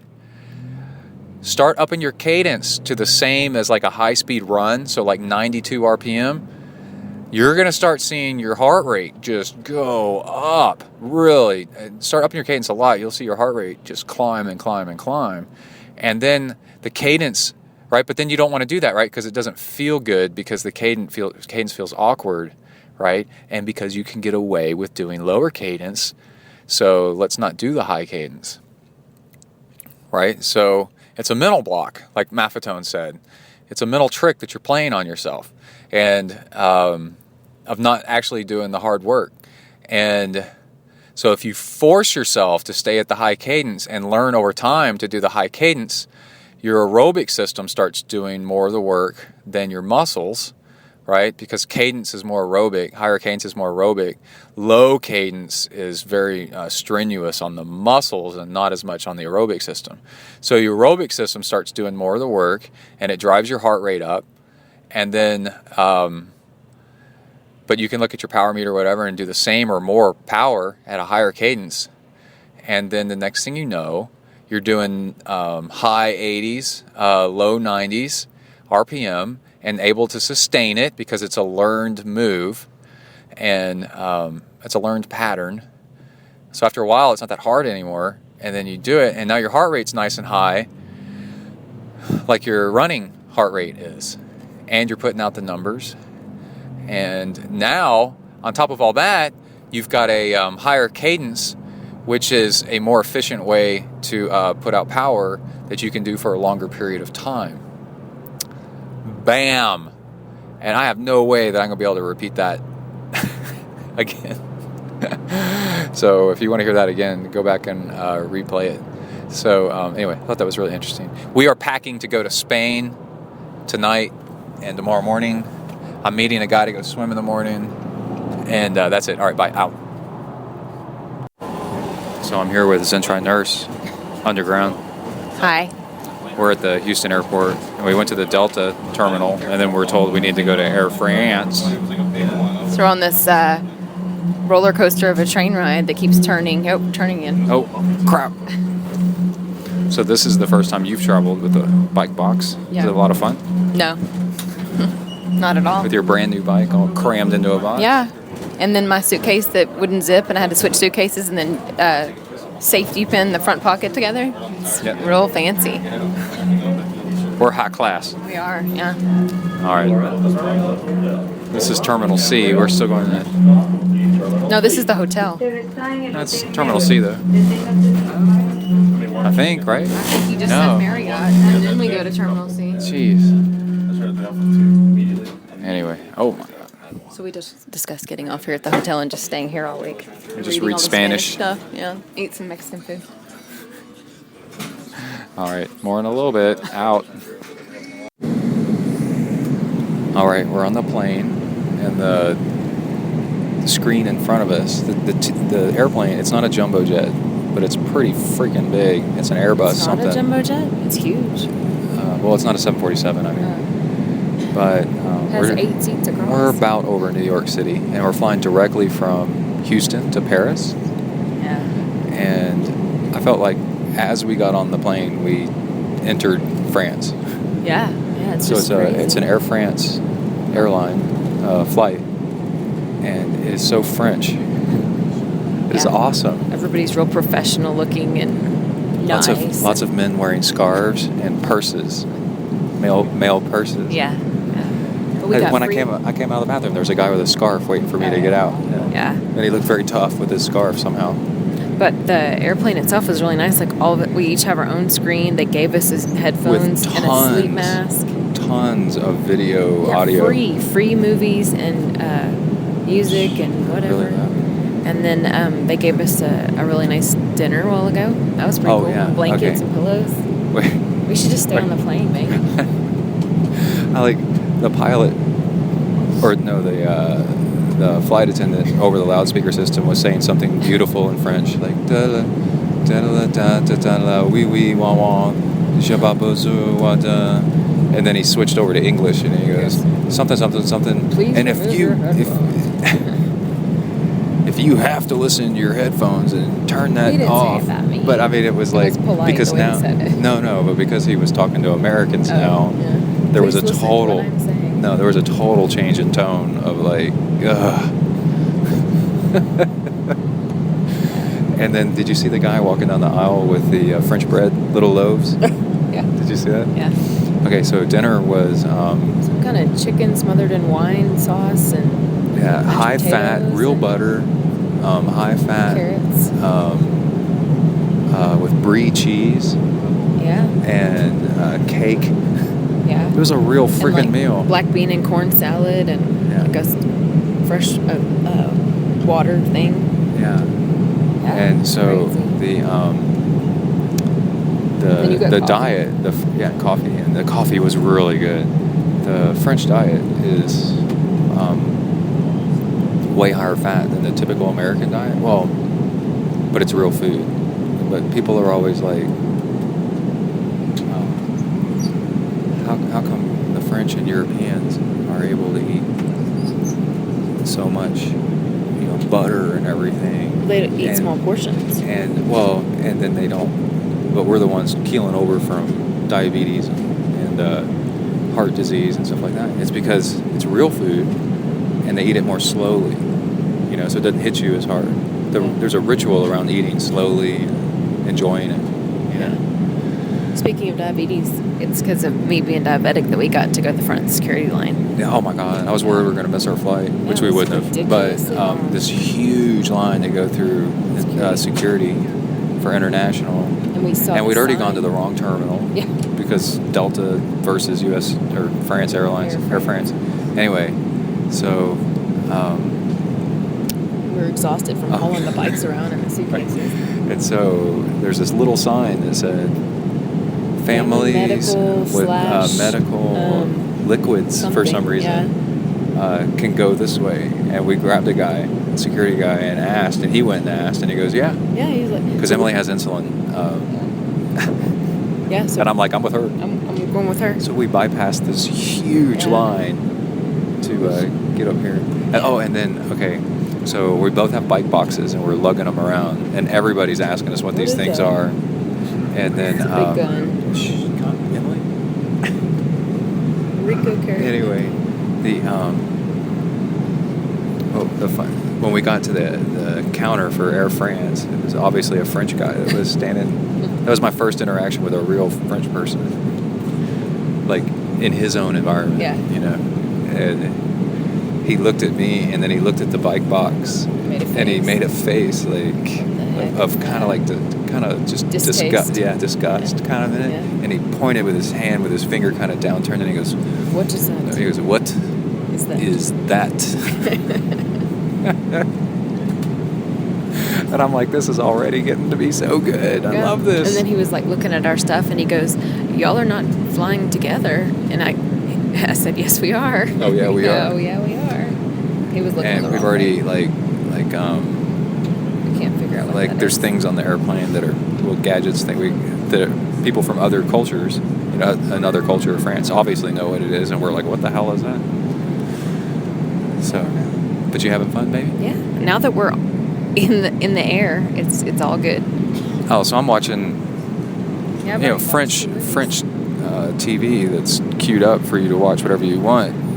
I've watched a mountain bike race across South Africa. I've watched a special on Corsica, which is a south of France island, and something about Australia, a tourism thing of Australia. And then Emily started watching Gravity, which you've never seen before, which is not something that you want to watch when you're 30,000 feet up in the air. Yeah, that's what I kept thinking, like, oh. And then I'm standing back there by that door. So I'm watching. Yeah. I'm watching it out of the corner of my eye because you can't not watch it while it's going on, while I'm watching my own thing.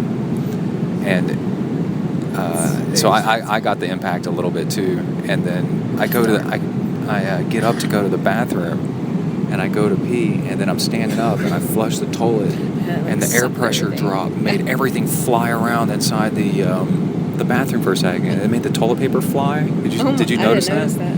It made it go and like whip around, and I was like, "Holy shit! I'm falling out of space into the ocean." Well, yeah. So while I was standing there waiting forever, I was right by that big door back there, and I was like looking at it, going, "Oh my God, what if that like opened right now and we get sucked out, just like on the movie?" Yeah. But it was a really good movie. I can see why. Oh, it's really good. The whole thing from the beginning was just like hard. I don't like those kind of movies. Yeah. Well, I wanted to see it because it's supposed to have been. I don't like it where it just never stops. Yeah. I like more. Well, now I'm watching relaxed. a comedy. Yeah. We're the Millers, where Jennifer Aniston's is the stripper. Yeah, I noticed that too. Yeah, I know. I pointed it out to you. You pointed it out to me. All right. Okay, so we left the ground at 6. Yeah. Hopefully we're not going to miss our flight, our connecting flight. Okay, so they talk in French first. And to me, it just sounds like somebody juggling marbles in their mouth. But it sounds pretty. I can't even understand what he's saying when he's talking English. Yeah. I'm trying to remember what any really French that I know. Merci for thank you. Au revoir. What's that? Is that hello? Over there? Bonjour is goodbye. Bonjour? Is it au revoir? Is that hello? Or hello? I don't know. I don't know. Anyway. And then bon is good. Merci. I can't remember. There was something else that I know Spanish all right to get around. So when we get to Spain, I'll be a little bit better off. Okay. And actually, I can read, like in a brochure or something like that, I can read enough words in Spanish to make kind of sense of what they're talking about. Yeah. But that's different than like somebody speaking it at you at 1,000,000 miles an hour with like a machine gun. I can't understand it Yeah. when it gets going really fast. But anyway, we're going to land in Paris what time? I think it's like 9:25, and then our flight leaves at like 10:25 or something. In the like that. morning? Yeah, but we have all the weird time changes, so I don't know how that calculates. And then we arrive So- at one-ish. Before we left, I downloaded like 5 audiobooks to my iPhone. So I'm going to listen to those. And I've got just regular books, like the old school books. I don't know what those are. What do they look They like? have they're paper, and you turn the pages. Oh, and you read. and I wrote a chapter of my book with Tawny, The Surfer's Guide to Triathlon, Yeah, that's good. which I'm I really didn't know excited you were about. writing a book. Well, until it actually happens, it's all Yeah. fun. But I was writing my section about the bike, and she writes a section about the same thing, but her perspective. So we have 2 people. There really is a little bit of a generation gap. I'm 10 years older than she is, at least, maybe 12. And she's female, I'm male. She's West Coast, I'm Third Coast. A Gulf Coast surfer. Yeah, but we live there. And I'm a long-time triathlete and a short-time surfer. But I discovered surfing when I was older and fell in love with it immediately. And she grew up surfing and then discovered triathlon. So, Cool. but surfing led me to triathlon. So anyway, it's gonna be a cool book. All right. I'm ready to watch my movie again. Okay. So- More Jennifer Aniston stripping Yes. coming up. Okay. I'm down. All right. So the attitude you bring and the weather, we've really been able to create a community here, even if it's only for 2 weeks out of the 52, where people come together and really encourage each other, support one another, train very hard. For some people, this is going to be a launch board to a really great season. For other people, this in and of itself is incredible. This is the goal of the season. For most people though, it's probably going to be both.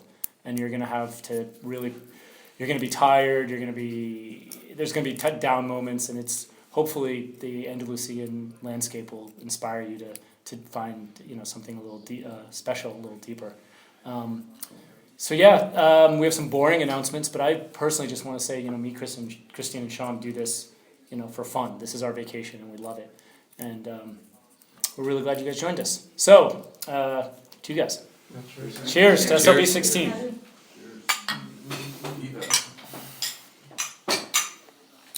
Christine.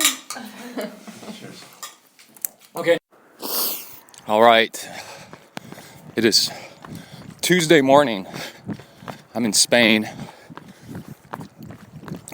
And I'm running along this long road with some kind of juniper trees or something, tall, narrow, skinny trees. I posted a photo of it on Twitter, ZenTriathlon.com. ZenTriathlon on Twitter. It's like perfectly flat. And I'm liking it.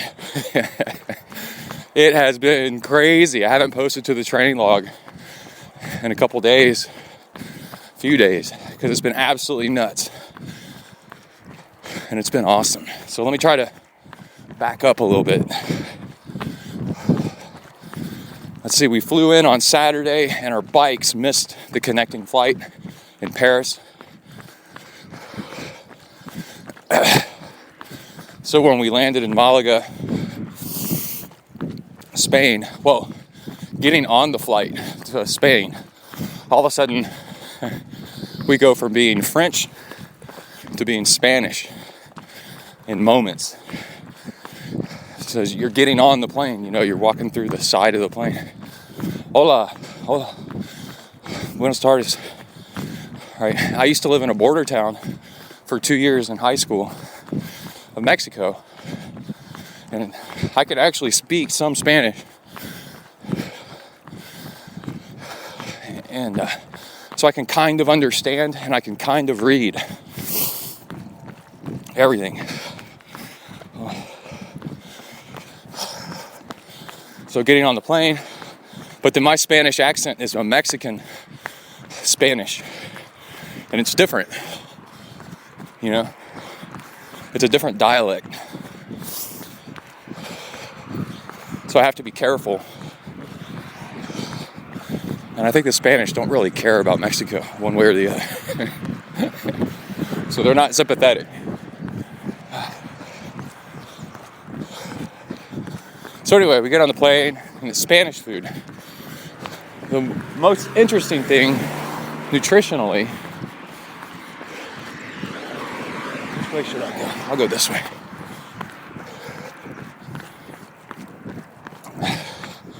Because European food is so much more whole food and slower to make.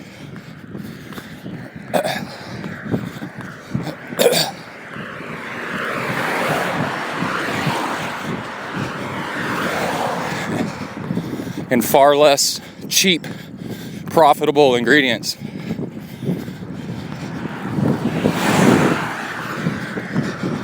Hold on, I'm running into the wind. I'm going to record again when I'm not running into the wind. Unless y'all can hear me. You can probably hear me. It kind of comes and goes. And then a whole lot more whole fat, whole grain. It's like food from the 50s. And it's so good.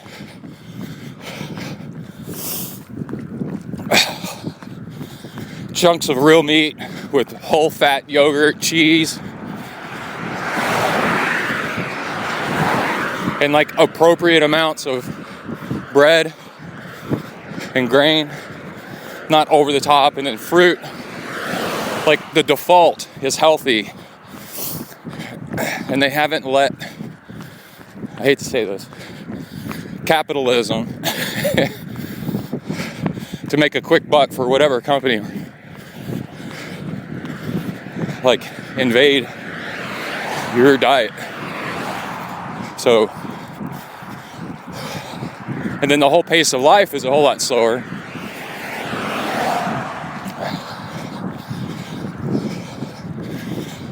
So you're actually able to make healthy choices for food.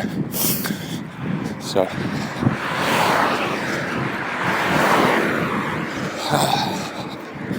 anyway, so we landed in Malaga and our bikes never showed up. So when we got picked up by John and Christine, we drove back to camp, and with our Spanish, with my Spanish, I'm running alongside a little highway right now, wide shoulder.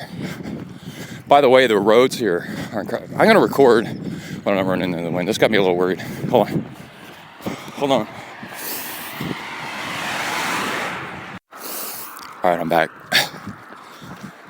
I don't know if y'all could tell, but running into the wind with the traffic was just a little much for me.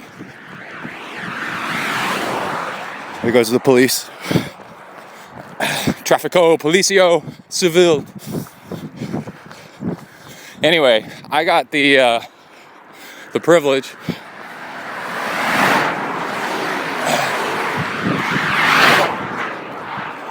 of being in a foreign country and needing help and not speaking the language. And I'm glad I wasn't in China or something, because there was a girl in front of us that was Chinese and she was trying to find her lost luggage, and that was hopeless.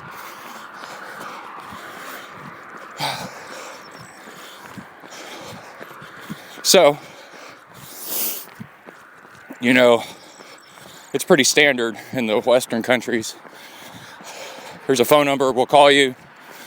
What's your phone number? We'll call you. Call us. Here's a website. Of course, this is all in Spanish. Check the website. Here's your tracking number. If and when your bikes show up, let us know. We'll know. We'll let you know. And there, you know, whatever. So next morning, this is late. Man, I'm pissed, like all night long.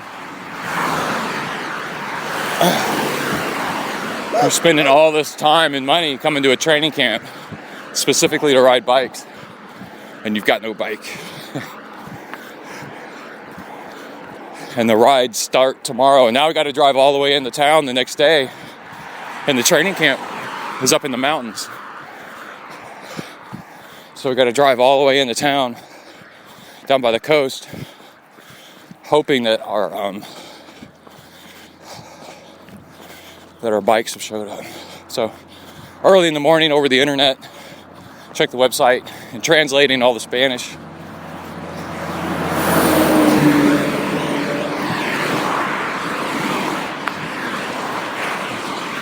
It basically said, we think your bikes are here. So John and I drove down. Again, it's like a 45-minute drive or more. Back down to the airport. They had our bags, my bikes. And we picked them up, drove back up here, and started assembling, and then went out for our bike ride, first bike ride. And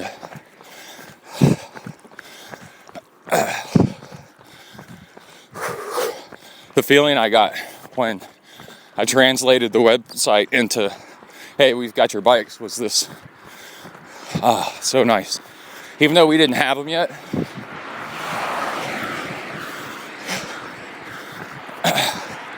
the cessation of not knowing feels so good. At least we know where they are, you know?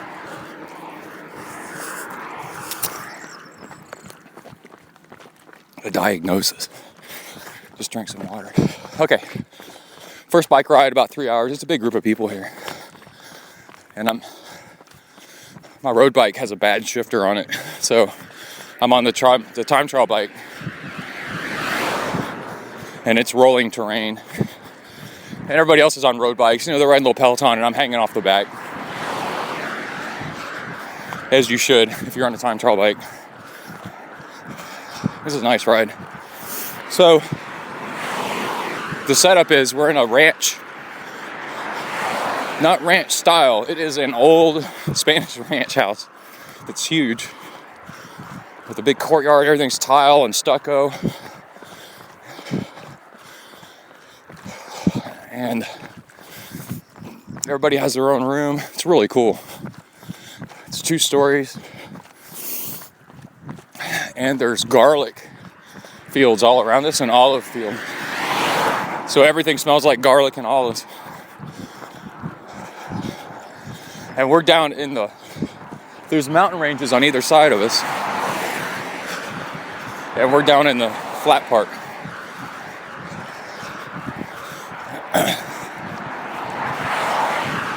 So you can do what I'm doing this morning and walk out the house and go for a flat run and just run. But when you get on your bike, you can pedal 15 minutes, 10 minutes, and be in hills and mountains. So Sunday's intro ride was 3 hours, A and B group. A group leaves first, they're the slow group. And B group leaves later, eventually catches the A group.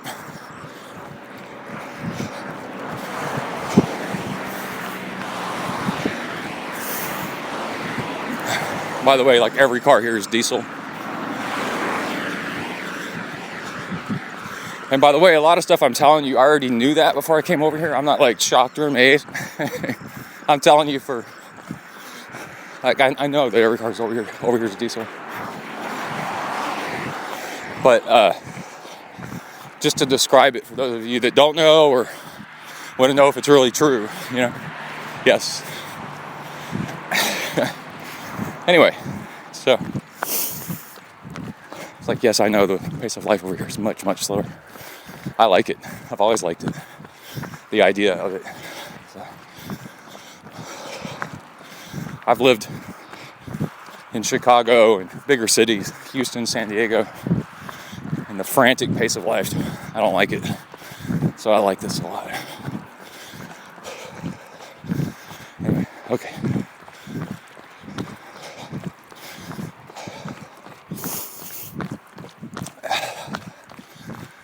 And that ride, the intro ride, was pretty flat. With little hill. Oh, it had a couple of hills. Well, it had one hill that was nice. And then if you wanted to, you could end the ride by climbing up the side of this mountain. Or big, kind of half mountain, half hill in between. And I did that.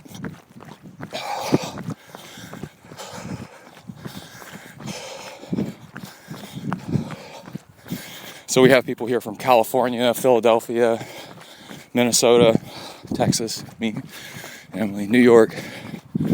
We have cyclists, triathletes, to athletes, and a runner who's biking just a little bit. I'll tell you more about Eugene in a second because it's an interesting story. So,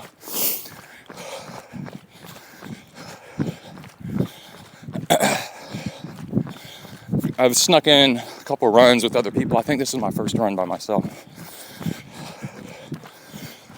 Running pretty much every day, about an hour or so.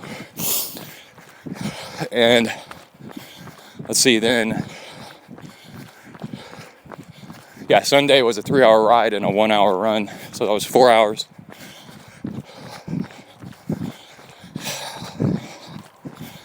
And then Saturday when we flew in, I managed to get in a 1-hour run, which was nice. And then Spain is 6 or 7 hours ahead of Texas. So you try to stay up late as long as you can and then crash. And then when you wake up, it's Spanish morning. So you've timed it. And I managed to do that, so I'm fine. And so Monday, a bike ride. Take off. And we're going to do a section of the Tour of Spain. And we go through, I forgot the name of the town. Can't think of it while I'm running. Well, actually, first thing Monday, John and I get up and we go swim for an hour. It's a nice swimming pool. The town, we leave the farmland and drive 10 minutes into town, and there's a city municipal, what would you call it, swimming pool. Plenty of space. So I swam for an hour. John said I shamed him into swimming an hour. He was going to quit. And I go, I got 15 more minutes. He's like, well, I guess I'll swim. So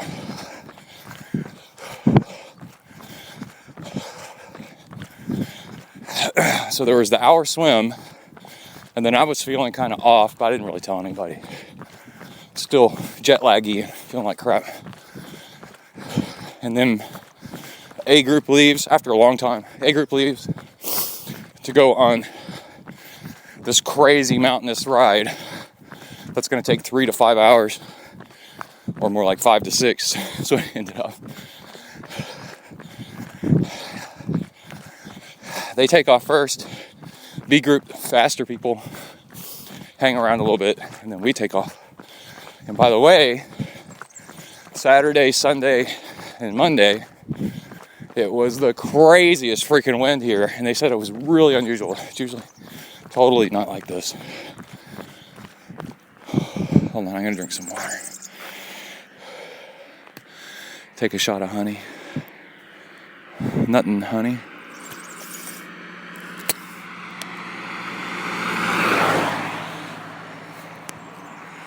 Hold on, I'm probably gonna pee too. Uno momento, por favor.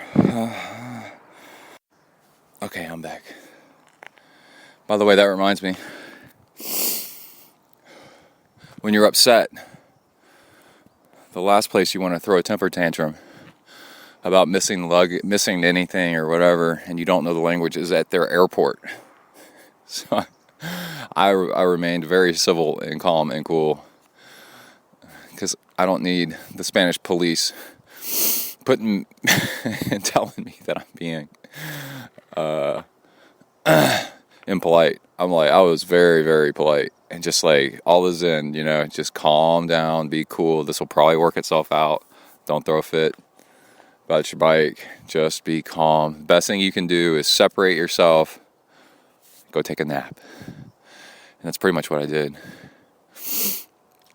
John and Christine said that they could tell, and Emily too, that I was really upset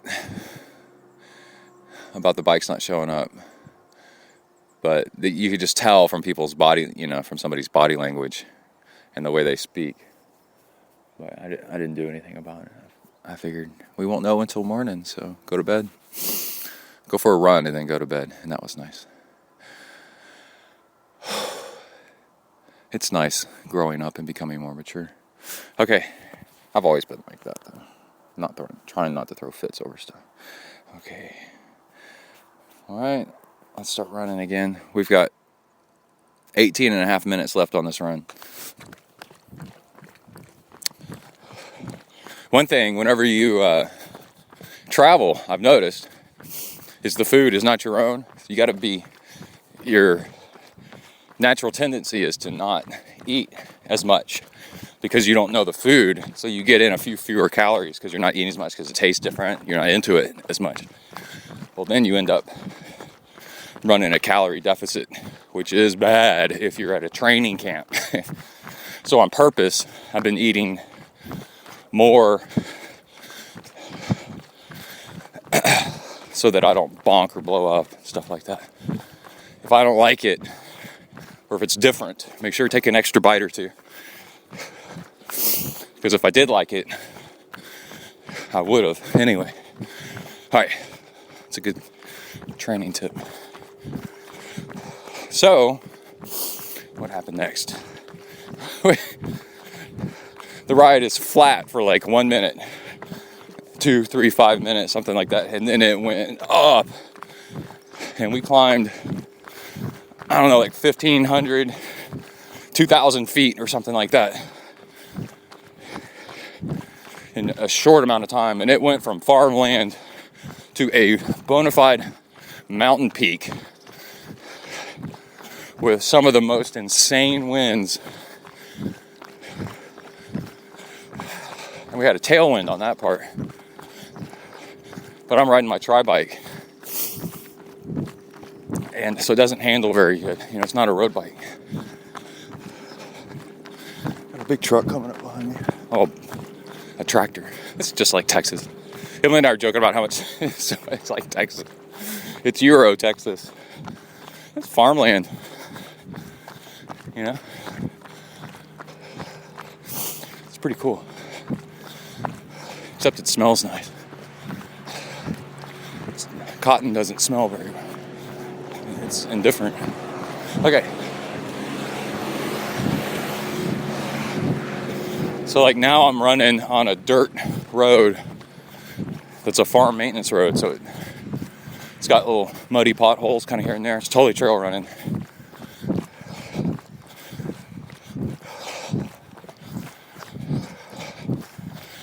And it's running between fields, but there's old stonework and trees. It's really cool. Okay. So I'm trying to keep up with John, who's a professional triathlete, up this mountain climb. And it's killing me. But I'm doing it. To make it to the top. Of course, then you get covered in sweat. Put on extra clothes. Start going downhill, and I started getting cold. And I could tell from that climb, that's really all I needed to do today. It was an hour and a half or something like that of threshold. I mean, it was nuts. So then, coming down the other side of El Torcal, which is the name of the mountain peak, it's like 10, 12% grade downhill, and I'm on a tri-bike. It was insane, and so I'm descending a little bit slower than the other guys, but I'm doing okay. Then we get down to this little town, and we have lunch, and we descend some more, and then we turn into this headwind.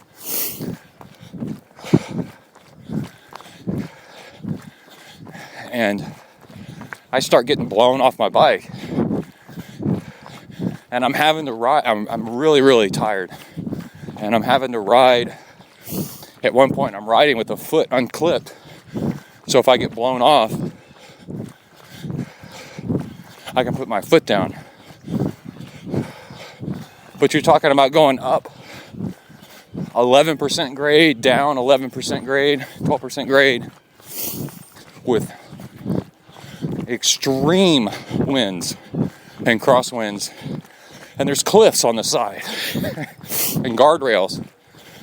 And the road's narrow.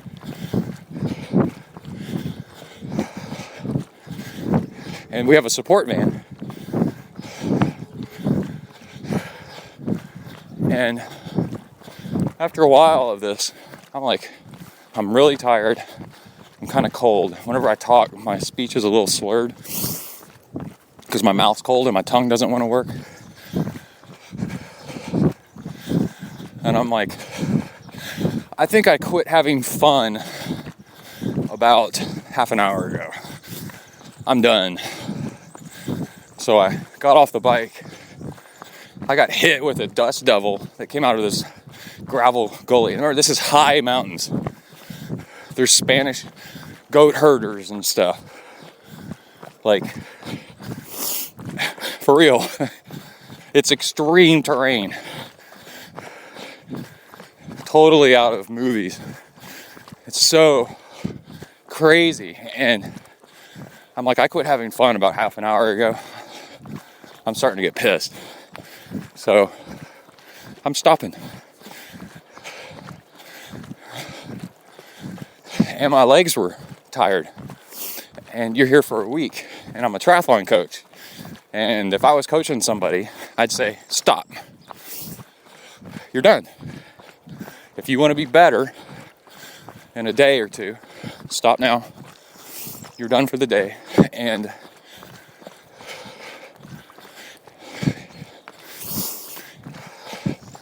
get in the van. Ooh, mud. And then eat. And come back and train some more the next day. Right? So it takes a little bit of ego control to do that. And so I did. And Emily and Christine are in the van. And they picked me up. And Christine and everybody else said that I don't want to talk poorly about the wind. It was very unusual for here. And there's people at this camp that have come for years, and they're like, this was insane, the wind. And so Eugene is a runner, and he's in the van as well with his bike. And they say, I just ran past a guy hoeing the field, the garlic by hand. That's pretty cool. I didn't even notice him. It's quiet. And yeah, I'm running with garlic on either side of me right now within feet, like 10 feet to my left and 10 feet to my right. Huge garlic fields. Anyway.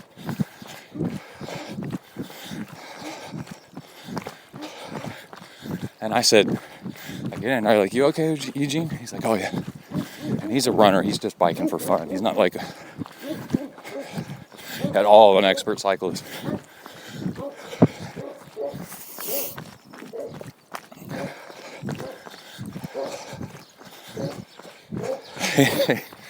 I said, man, I almost got blown off my bike. I'm done. And he goes, you almost did. I did get blown off my bike. He got clean blown off his bike. And I was like, okay, so I'm not crazy.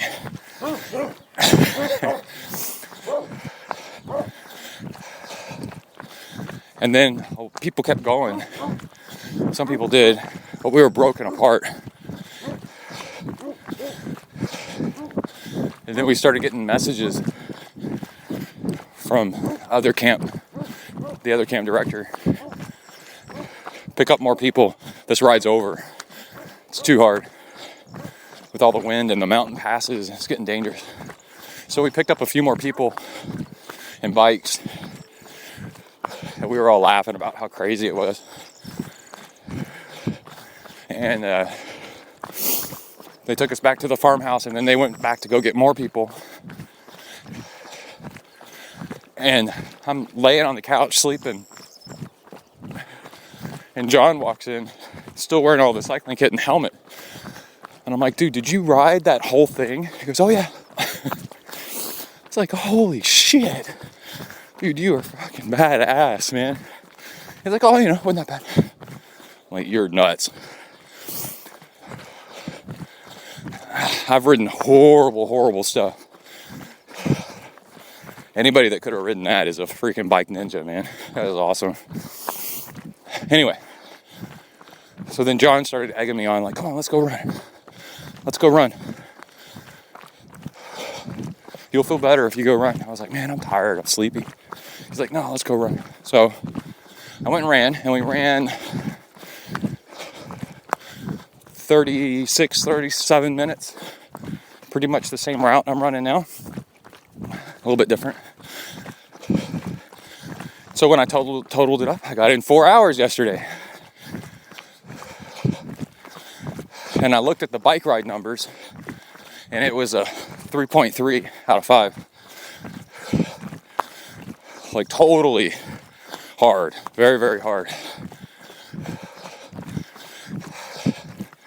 And then the funny thing was, once I got off the bike and I got in the van, I started looking around, and I'm like, oh man, this is awesome.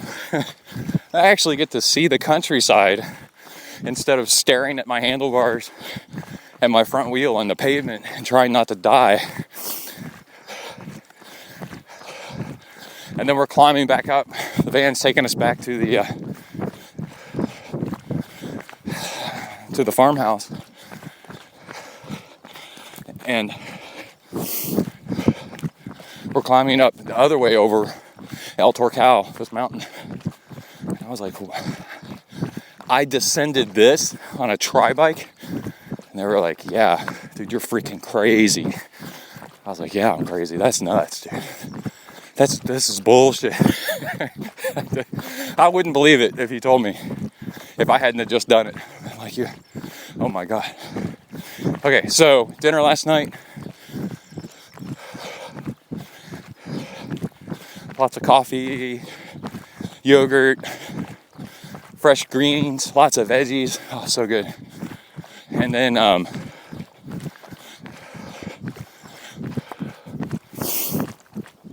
definitely doing the over-fueling during the workouts.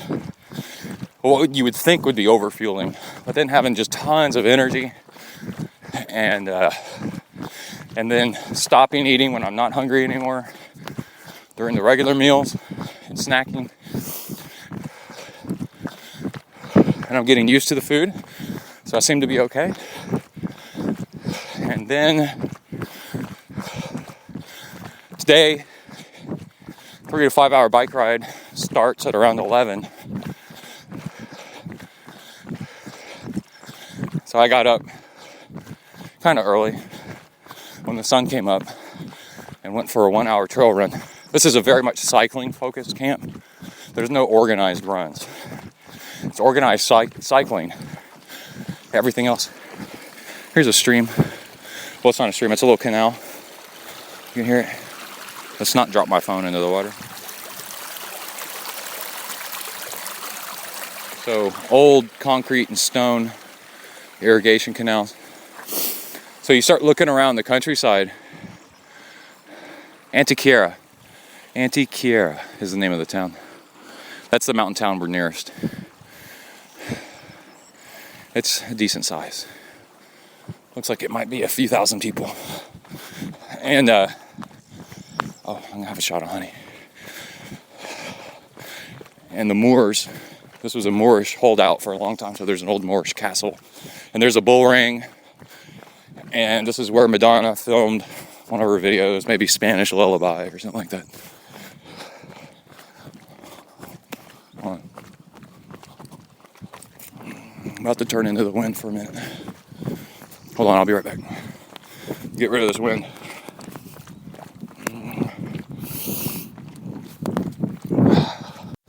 Okay. So I forgot to mention on the first big bike ride, the 3 hour ride, Emily did the whole thing, which was pretty rad. She goes, I'm not the slowest. There's somebody slower than me. I'm like, that's pretty cool. So, this is also way more up in the, not way, but it's more up in the mountains than I thought it was going to be. So it's a little colder, but not much, than I thought it was going to be.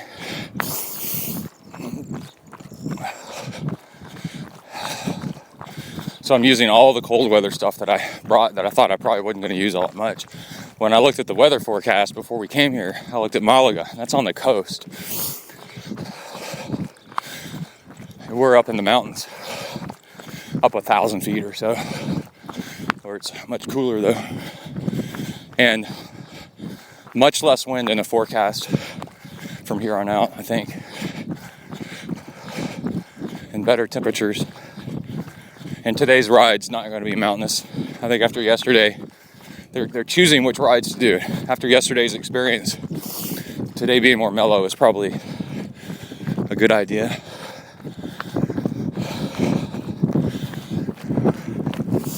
I got 1 more minute and I'm done with my hour run.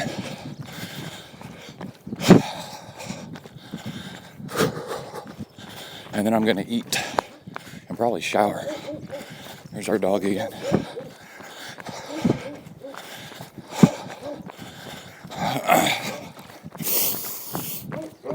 And really, I guess that's about it. For now, I'll think of things. I really like it. This is really cool. The whole experience is just crazy. It's so much fun. And in very safe hands. People that have been running the camp for years really know the area.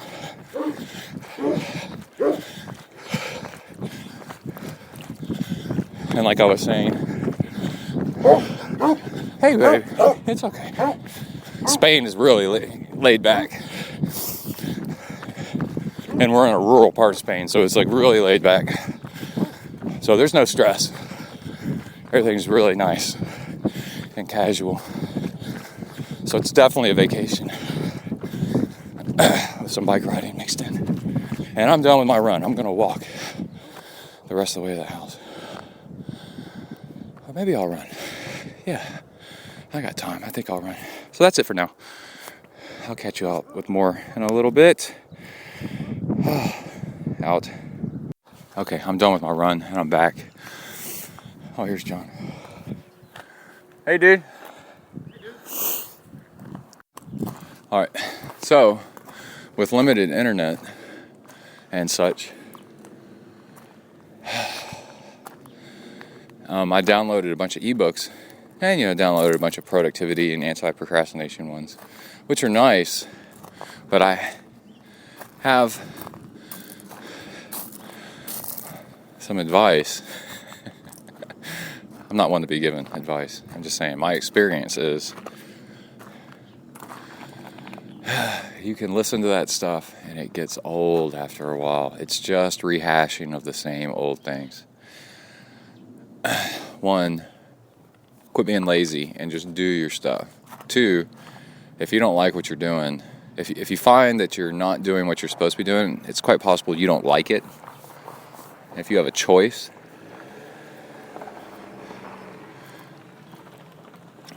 drop the stuff that you don't like and get into the stuff you do like. And then you'll find that doing the things that you need to be doing, you'll stop procrastinating because you like them. I don't put off runs because I like running. You can learn to like something. But man, if it's not something that you don't want to like, that doesn't speak to your heart, you're just never going to really be that into it. I used to not like running, but I like triathlon. So I learned to like running. Now I love running.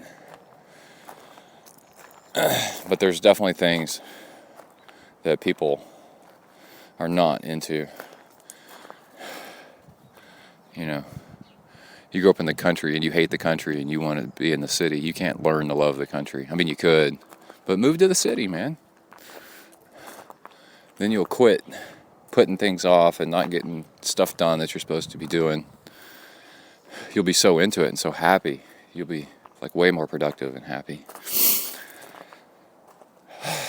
So it's a little frustrating. Like, I don't have Pandora here. It doesn't work in this country or something like that. So I'm just running along, and also with data limitations, I'm listening to these audiobooks, and it's just the same old crap.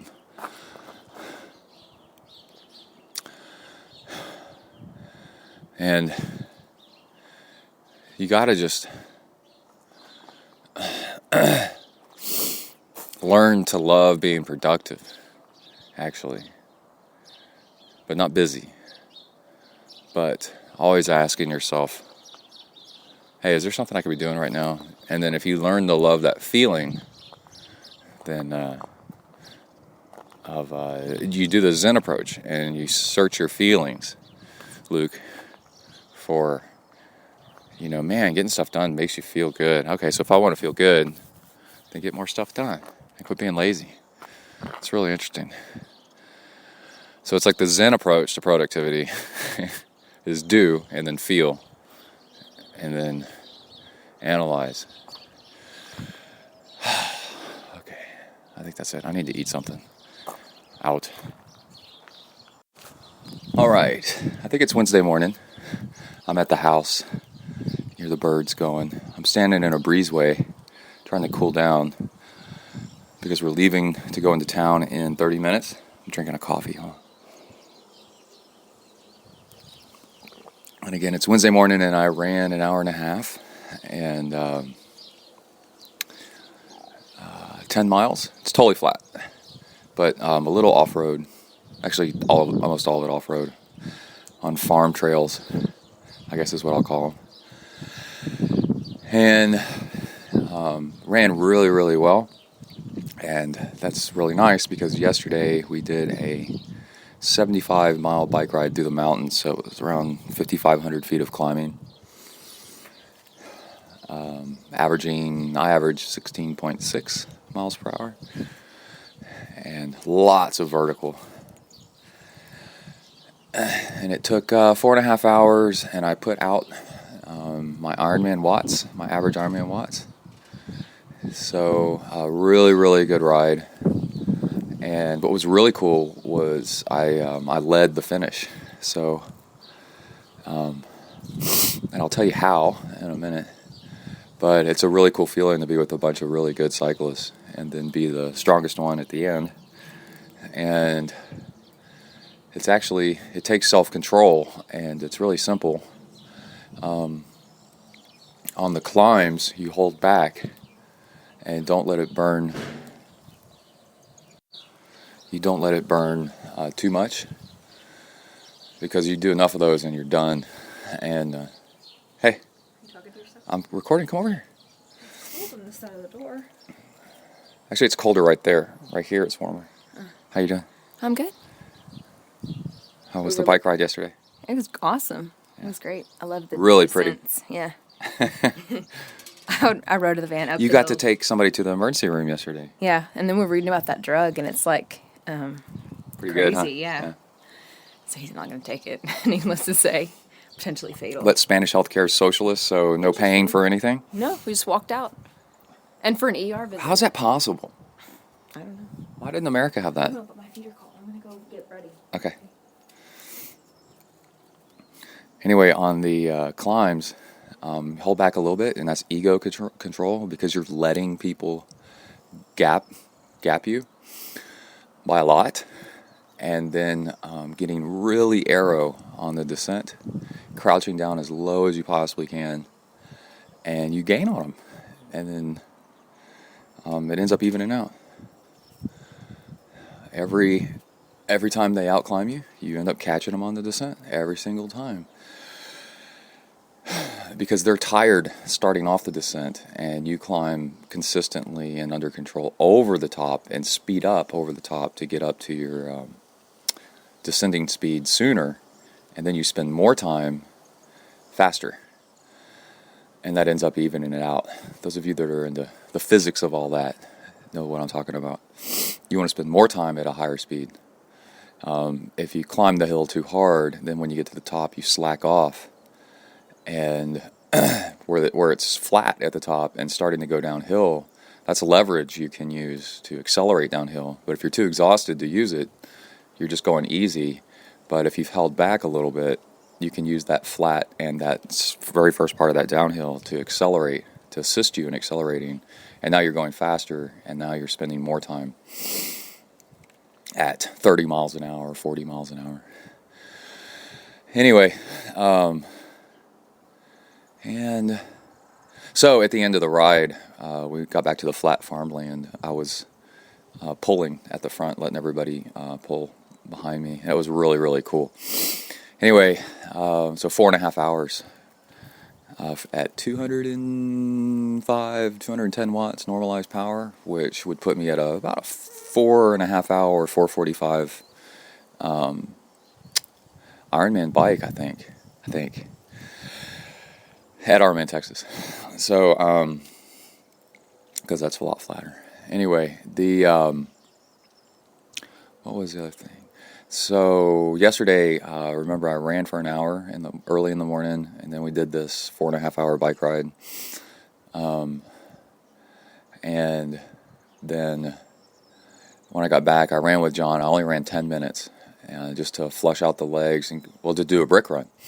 And I'm in the MACA school of brick running until your legs feel normal. And then the purpose of the brick run is pretty much done at that point. So if you don't want to go further, you don't need to. So I only ran 10 minutes. And then Eugene got his fingers, Emily smashed his fingers in the car door last night. So they took him to the Spanish Socialist Healthcare Emergency Room, and he got free healthcare, which is really interesting. And then slept, and then this morning, 1.5 hour run. And I noticed something on the run, that running can be a lot like a bike ride. So we're going into town today, so I'm going to skip the bike ride. There is no bike ride today. And you can turn running into a bike ride. You can purposely try to find your climbing muscles on the bike while you're running, and work those, and get your heart rate up, and you're getting 2 workouts in one. You're getting a run, and you're working your climbing on your bike. So I kind of turned my run, you kind of lengthen out the stride a little bit, and get a good feel for the ground, and imagine that you're pushing off the pedals while you're running, and that you're doing your side-to-side motion a little bit, not too much, like you're climbing on a bike, and all of a sudden your run is a bike ride.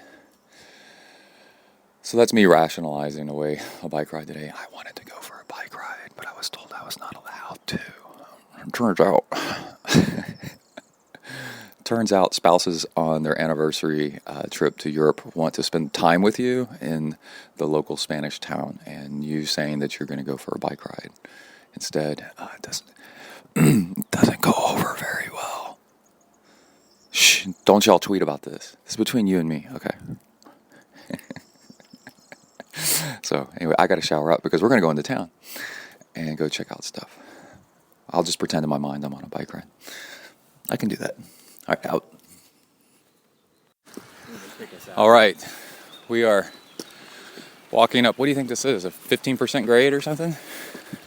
More. From a old Spanish town center up to the Moorish castle.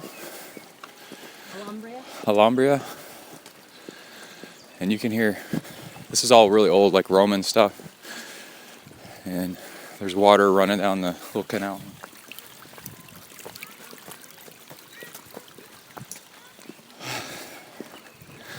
And we just ate paella. We were looking for soccer jerseys, football for Kai.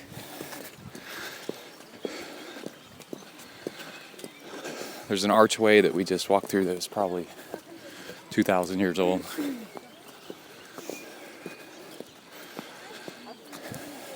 So we're trying to get up to this palace for our ticket time so we don't miss part of it. How you feeling, babe? Can't talk climbing. Good. How was your lunch? It was really good. What was on it? It was rice and lima beans and chicken. It was very yummy with like a lemon kind of. Did you see me squeeze a lemon on it? I did. Yeah. That lemon was my touch. Thank you. Yeah, I'm a chef now. Well, everybody's told me that I should eat paella while we're here, and I did. It's awesome. Lots of mopeds. Yeah. Lots of cute doggies. Lots of skinny people. We got a Diet Pepsi. What do you think that was, 8 ounces? Pepsi Light. Pepsi Light. It was probably 8 ounces? Yeah. You were done with it in like 2 seconds. Yeah. I was like, whoa, there it went. It was in a glass bottle. So, all right, we're going in a minute. Once we get to the top. Holy crap.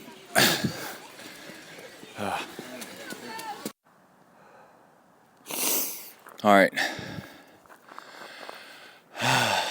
It's like 9:30 at night.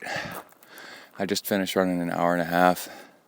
We got back from La Alguarda. God dang, I can't believe I can't remember the name of it. It's the coolest thing. It's this huge castle. But it's the Moors. It's Islamic. Tons of Arabic influences, and it overlooks Granada, Spain. It's about like an hour and a half drive from the house, and it is massive.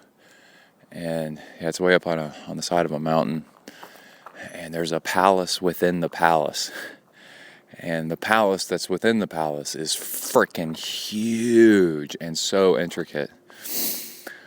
And I couldn't quite get a idea of like when it was first built, but let's say 500 AD, and then there's Roman stuff around. But anyway, 500 AD, the Moors had it until like 1400, and then the European Catholics came and took it back over. And there's layers upon layers of stuff that's been plastered over or tiled over. And then, you know, when the Catholics took it back from the Muslims, and holy crap, I've never seen anything like it in my entire life. If you come to southern Spain, you got to go see this thing. It is crazy. Anyway, on the way back, I said, there's all these plans to go out to eat. And I said, y'all go out to eat. I'm going to go run. I've had enough of being around people today. I'm kind of an introvert in a way. I get exhausted being around hordes of people. I don't like it. So like a football game, a crowded beach, you know, a big city, lots of tourists. It drains me. That's an introvert. But I get my extrovert outlet by talking to y'all, you guys. That's how I get to be a public person. It's on occasion when I choose, I'm social and all that. And that energizes me to get rest away from people. And then also, for example, you want to be a Kona qualifier. You want to be a 10-hour Ironman athlete. You got to make choices.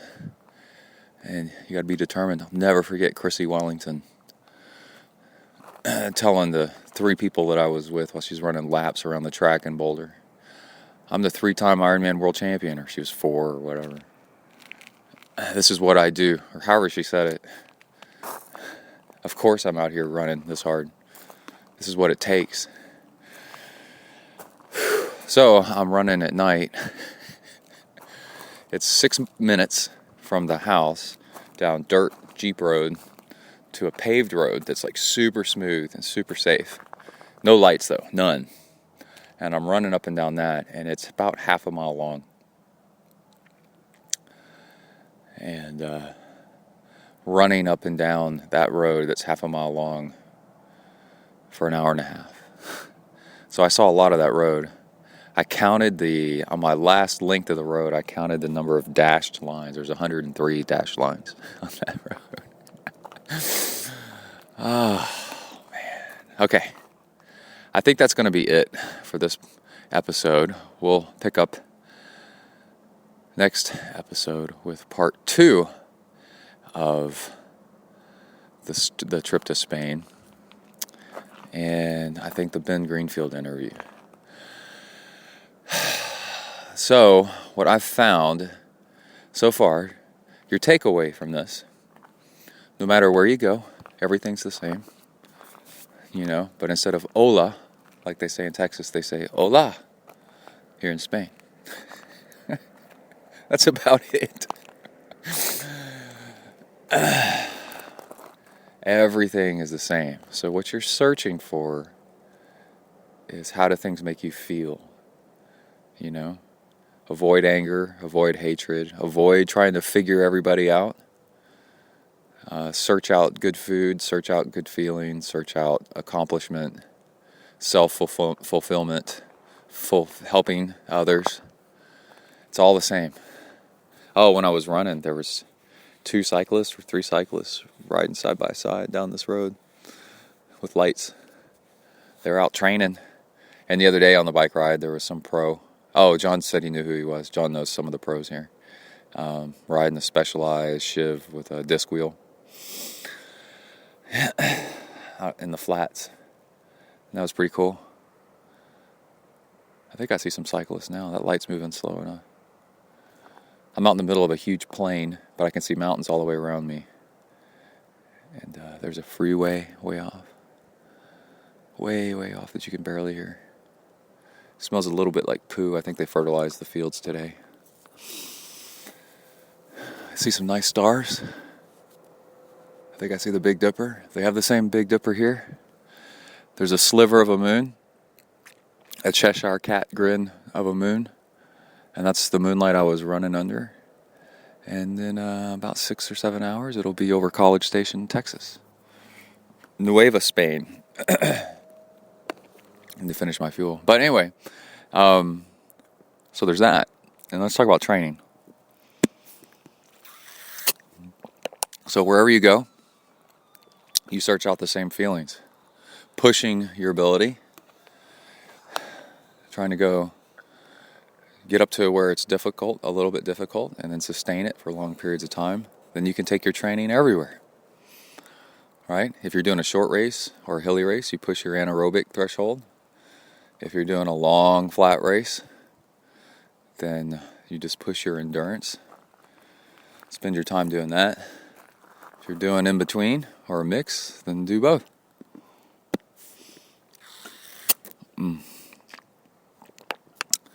And if you're fading at the end, what I'm learning from Jesse K is that it is totally fuel. You've run out of fuel, and you should have eaten more and continue to eat more the whole way. And you can prolong the burn of what you ate with some protein and fat. It makes it last longer. Elongates the burn. So mix that stuff in to taste with your fuel and with your meals. And you'll find that you have more power for longer and you feel better. And it's not up and down and up and down. And then once you get that kind of down over a few workouts, you can start fueling on real food before you go work out. So like before this run, I had some whole grain cereal with dried fruit in it and probably had some seeds in it too with milk, whole fat milk. And I ran on that, right? I didn't eat anywhere near as much sugary crap while I'm out running. I was able to run off of that stuff, But I did Perpetuum and a little bit of maltodextrin, but I also mixed in some Hornet juice. And Hornet juice is protein powder, amino acid powder, and they like to call it. And then Perpetuum has a little bit of fat, and I think it has a little bit of protein in it. Not much.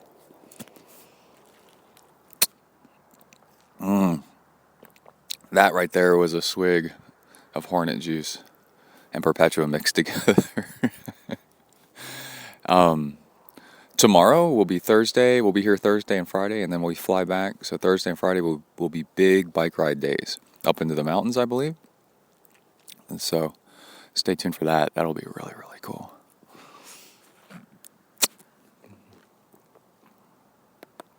And true to our sponsors, I record the whole thing with a Sunto Ambit 2. The battery life is freaking crazy.